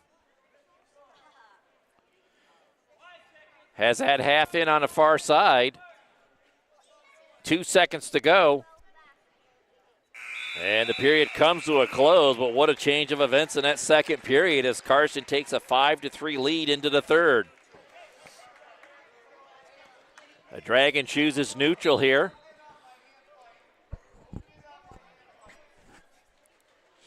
In on a single leg. Carson swivels around and does a good job of blocking. Laces through the legs. And I would be surprised if the official doesn't call a stalemate here. Carson with a leg, his opponent with a leg. As Carson looks to come around the back, out the back door. Still rolling through, staying with it. Nice scramble by both wrestlers. As Carson hip heists over and gets the 3-point takedown. Makes it 8-3. 1:10 to go here in the third. Carson back to work with a 2-on-1 out front.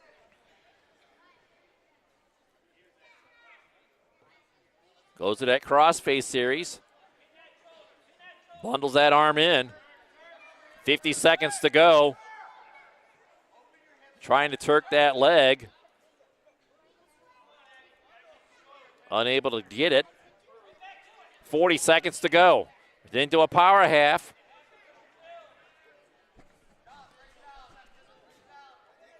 He rolls through. And he's going to hip heist over. 3 near fall points being held by the official. 22 seconds to go. Now he's holding 4 points with 15 seconds to go. 10 seconds. And he's going to award the 4 points. And that's going to make it a major decision for Carson as he wins this one 12-2.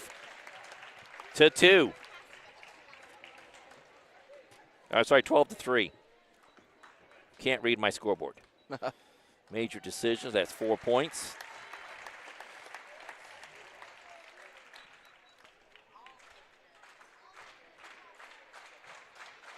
On to the next bout.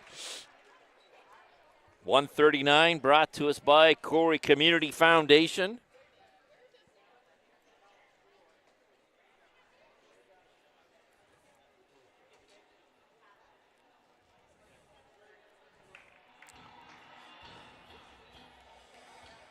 .139, it should be Isaiah Bale coming out. And here he comes. With some musical accompaniment. That's because he's a senior. Oh, yeah. On senior night.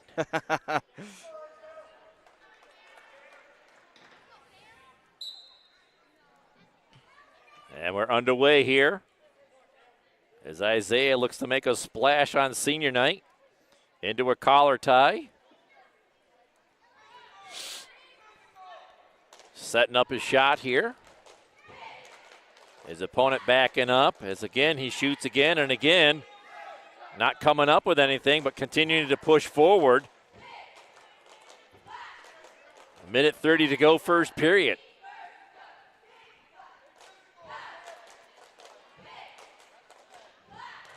Oh, the double leg was there. He just didn't go for it.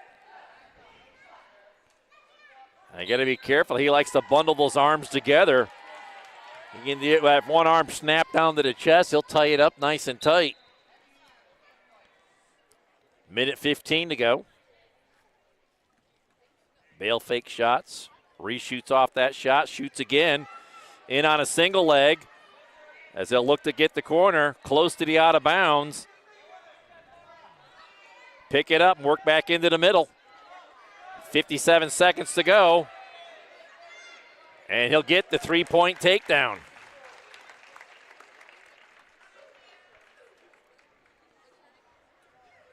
Isaiah back to work, or going to work on top here. 42 seconds to go.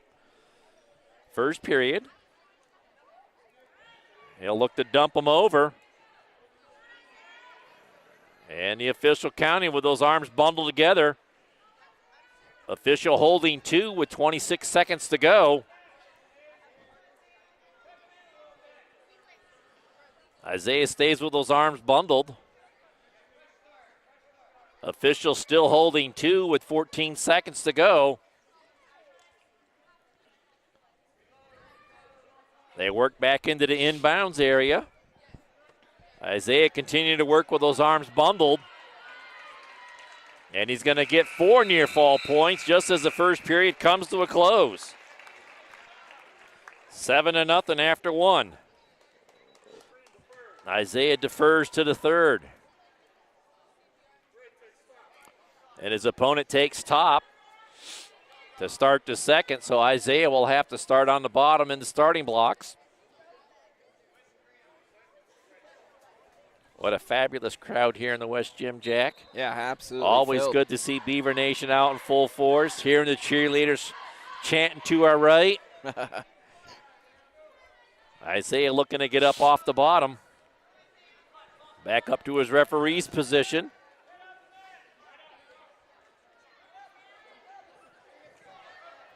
Tries to get to a stand-up, does hit a sit and switch, and he'll score a relevant Church reversal.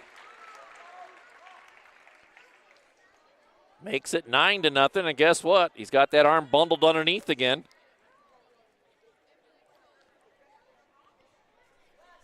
He'll settle in on top and go back to work on the offense.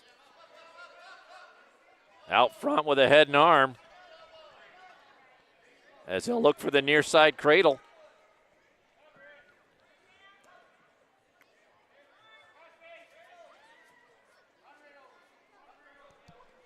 And it looks like they're going to roll out of bounds with Isaiah still in control, just under a minute to go in the second.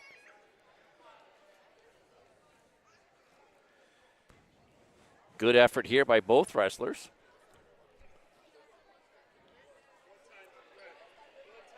And we have a Corry Manor blood time, injury timeout. As the Dragon had done sprung a leak here, Jack.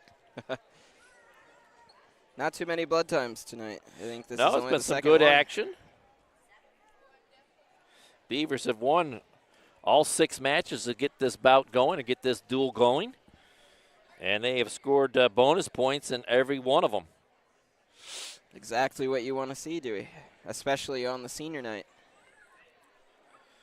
Oh, what do we got coming up on the calendar for the rest of this week? We know boys basketball is Friday at Fort LaBeouf. That's going to be a tough one. Yep. Tomorrow, the girls travel over to Jenna McLean to take on the Lancers. And then again on Saturday, the girls have a home basketball game early in the afternoon. Oh, yeah. And then a lot of home action next week, I know. The boys, I believe, are starting a 5-game home stretch after this LaBeouf match. We're back to action here in the second period as they got the Corry injury time taken care of. Bale on top here. Working with a tight gut, 44 seconds to go. Bale out in front, 9-0, major decision on the board, so bonus points being earned as well in this one. As he'll look for an arm bar, nothing there, back with a tight gut. Under 30 seconds to go here in the second.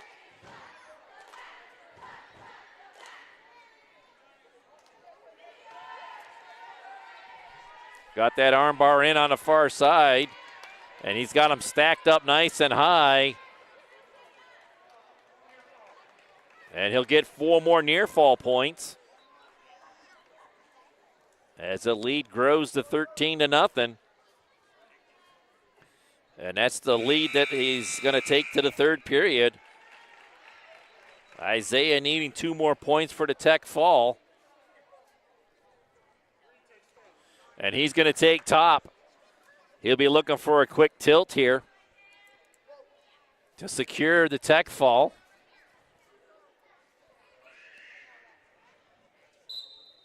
And with this win in this match here, the Beavers are going to secure another home win on senior night. As he gets them arms bundled together there. Didn't get him rolled over far enough. But he stays on the offense here as he tries to get that head pushed underneath and the shoulders exposed to the mat. Gets a leg trip in there and has those arms bundled together. Has an arm bar in on the far side. He'll get the other arm bar in on the near side, and our far arm bar slides out. As both arm bars come out, 1:15 to go here in the third. Isaiah right back to work. Getting a 2-on-1 as he'll slowly stack them up. And that will be enough for a Tech fall. 1:07 of the third.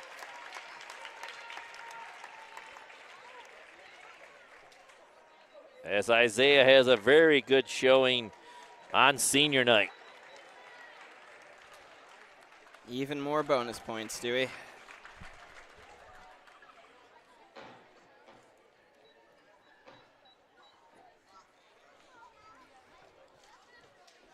And we move on to 145, brought to us by Rossbecker Insurance Group.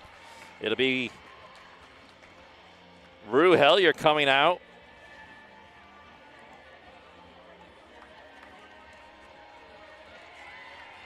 Seeing limited time on the varsity squad this year.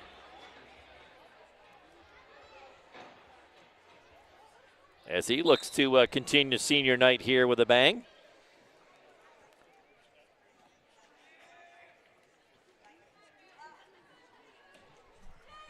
He's just one of those guys that I'm sure when other opponents come here and they see the Corry roster, he's one of the guys that they just don't want to wrestle.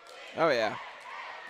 A good wrestler, works hard, stays with moves, and continues the fight. Nothing comes easy when you wrestle him. And they're going to give his opponent the 3-point takedown.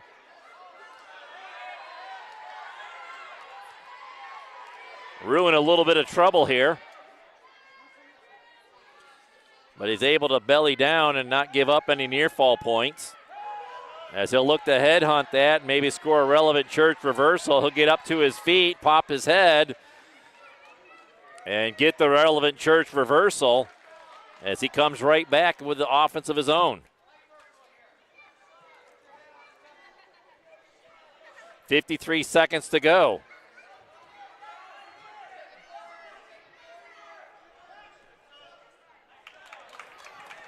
And he's going to give up a relevant church reversal. Now right back to work on the bottom here. 35 seconds to go in the first. As he got the near side cradle locked up, rolls him over. And there's a Bracken Funeral Home pin. 26 seconds to go in the first. And the point streak of the Beavers is over as the Dragons get their first win. Get their first set of bonus points as well.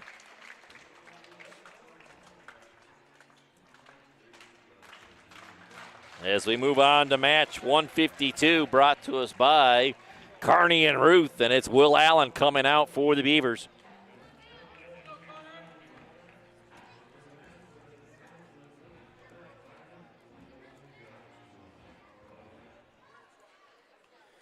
And that is a special feature tonight, Jack. They play a little music for the seniors coming out. I like it. And the seniors got to pick the songs, it sounds like, because it's not the same song every time. Yeah. Here with action, Will slides down onto a single leg as he'll look to elevate and cover with a 3-point takedown at the edge of the mat. 1:39 to go here in the first. Will's going to wrestle from in front. And an optional start here.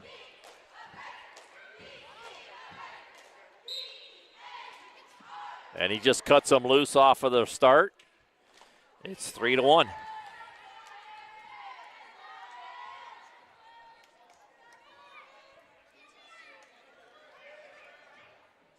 Near side cradle. Another 3-point takedown for Will. Looking to get him over for some near fall points as we go out of bounds with Will in control.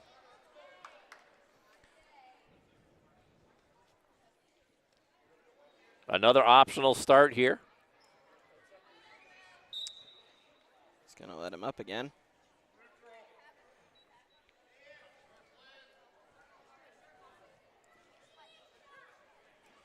Right back at it, looking for another takedown as Will continues to push forward.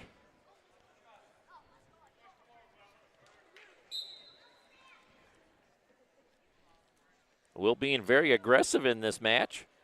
Snaps down on a single leg, switches to a double, and he'll plant him right to his back on the mat. That's it. Look for that half. I think he got some near falls counted out there. Yeah, he did get the near falls counted out.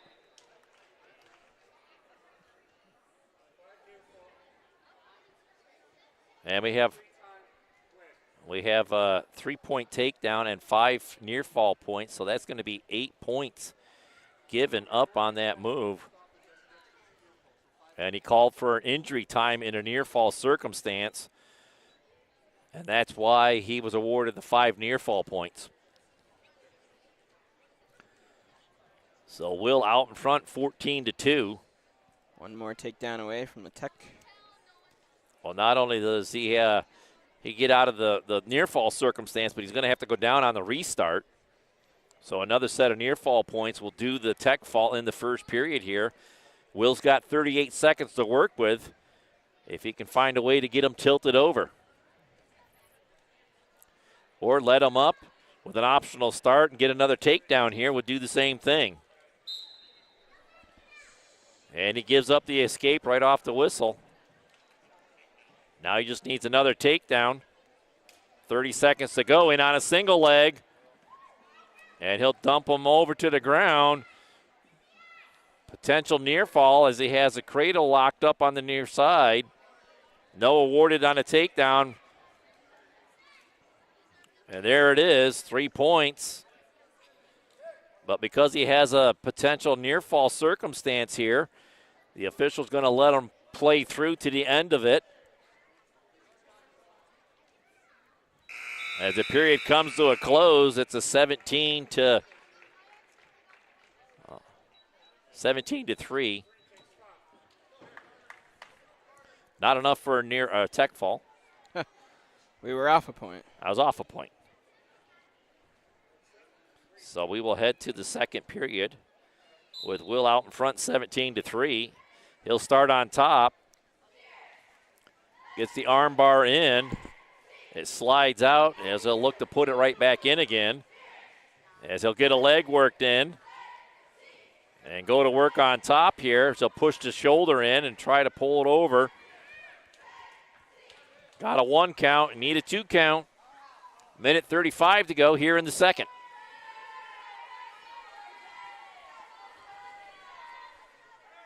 Will continues to work on top here. A minute 22 to go.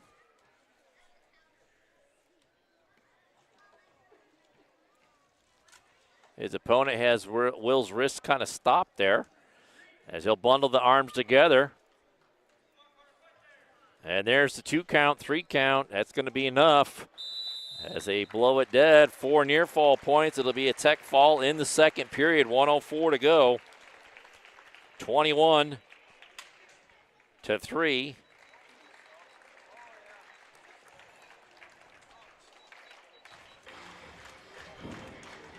Another 5 points for the Beavers. Makes it 43-6 as we get up to weight class 160.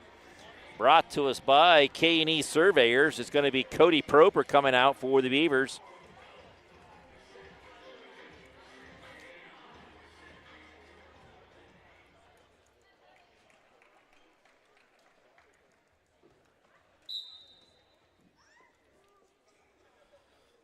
as we're underway here.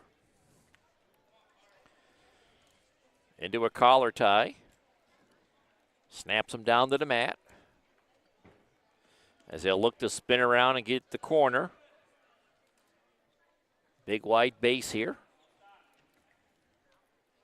And Cody settles in behind with a 3-point takedown. He'll wrestle from in front. More of the same that we've seen all night, Jack. Yeah. Good aggression right off the opening whistle. And the Beavers not content to just hang out there. They're constantly looking to score and improve their position. Yeah, like I was saying during the pregame there, the Beavers are at their best when they get aggressive, get out, and score early. So Proper on top here with a minute to go, first period. As on senior night here, we've had 4 seniors in a row here. I think so. 3 or 4. Isaiah Bale, Rue Hellier, Will Allen, and now Cody. So 4 of the 6 seniors. 7 if you count our statistician. Proper working on top here. Trying to get something to go. And we have a stalemate called by the official with 25 seconds to go in the first. Dragon will settle on the blocks on the restart as Proper will cover on top.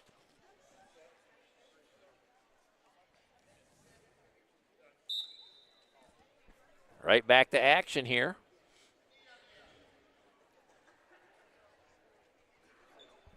Proper's going to bundle the arms together here, looking to step through the legs. Well, those arms bundled, now he's just going to go out front and use that bundle. And he's getting near fall points. See if he can turn it into a bracket funeral home pin, but he runs out of time. He'll get the 4 near fall points and lead 7-0 after 1.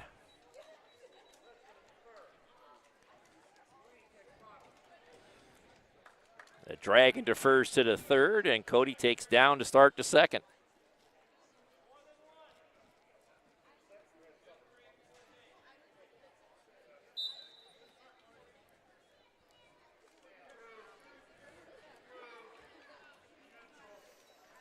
Cody gets the escape, makes it 8-0. In on a single leg. Cuts into a near side cradle, gets the takedown. And there's the Bracken Funeral Home pin. 1:36 of the second.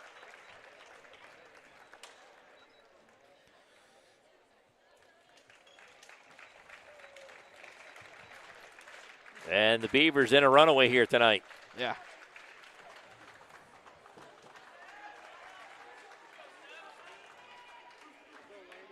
And this is Lamech. Lamech Albers comes out for the Beavers.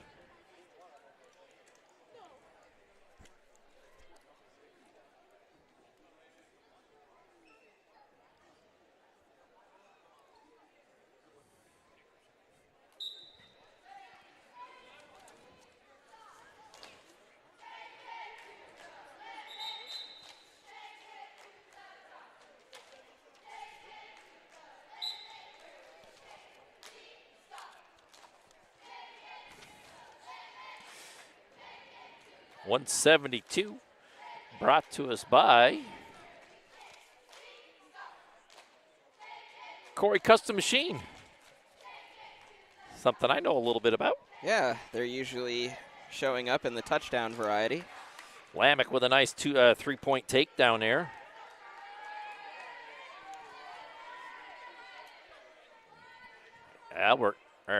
Lamech will wrestle from in front as he looks to bundle the arms together and get a quick pin here.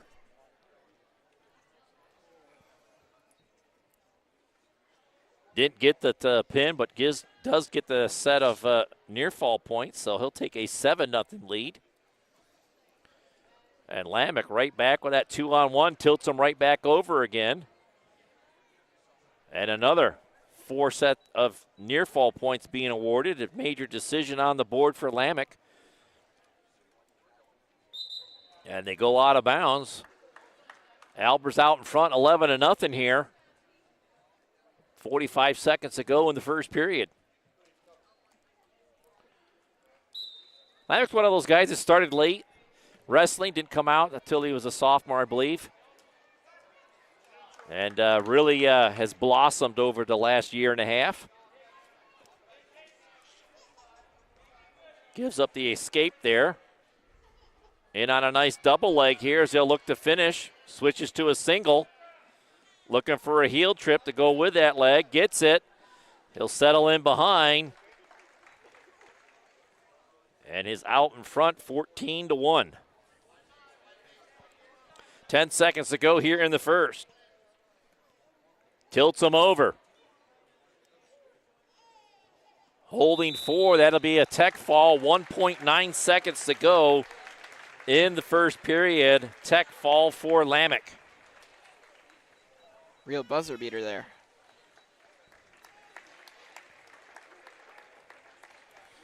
And that is 10 wins on the night for the Beavers.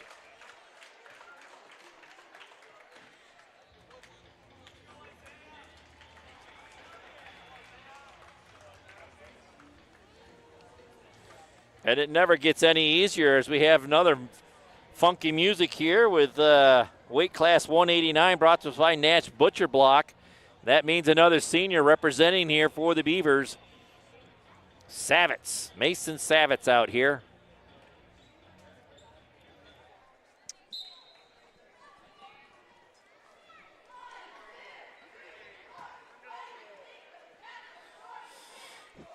Mason reminds me a lot of a cat playing with a mouse most of the time. Strong and quick. Gets the three-point takedown, lets him up. It's 3-1.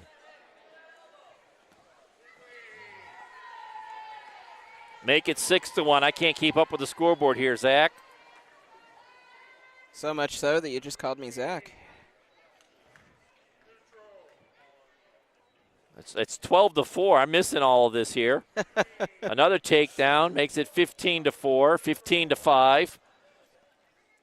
I've given up on the scoreboard.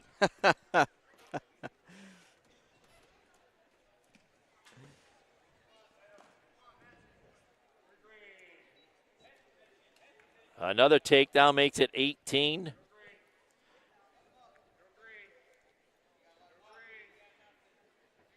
And now another escape given up.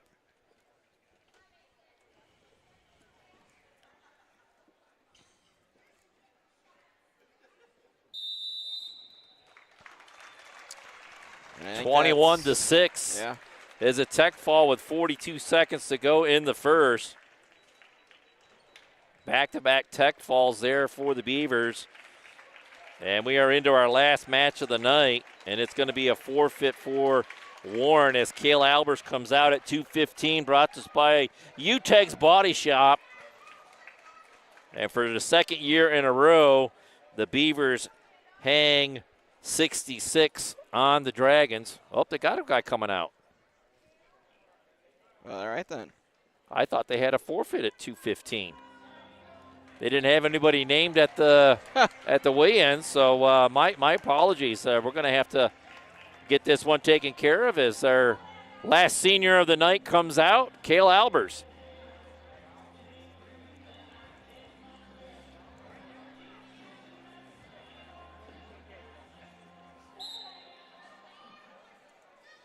Oh, we'll see what Cale can do as he's in on a single leg here. And he's quickly out in front, 3-0. And Cale's going to cut him loose. It's 3-1.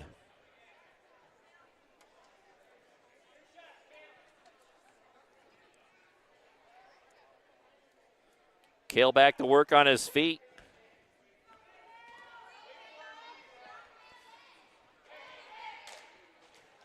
Cale's a methodical wrestler. He don't like to have a fast pace. He likes to eat you up and spit you out. Yeah.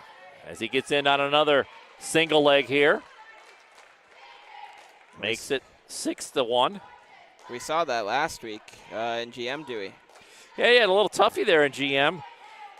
A close match, and then all of a sudden he just stuck his guy and flipped him over and got the pin.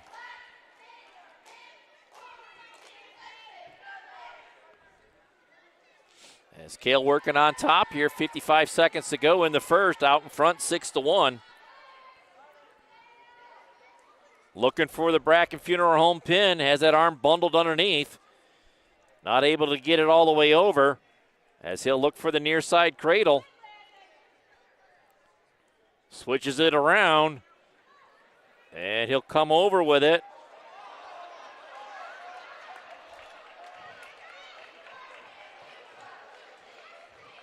Not an illegal move, very good, talented not to have a figure four across the head.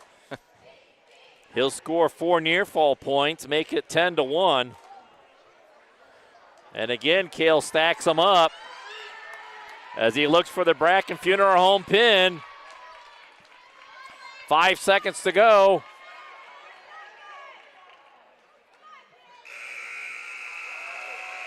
Did he give it to him? No, 4 near fall points. That's 14-1 after 1.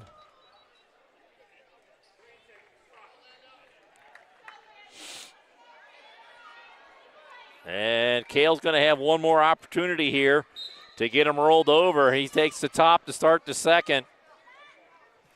He'll be looking for the Bracken Funeral Home pin here for sure. Gets that arm out into a hammerlock. He's going to thread the needle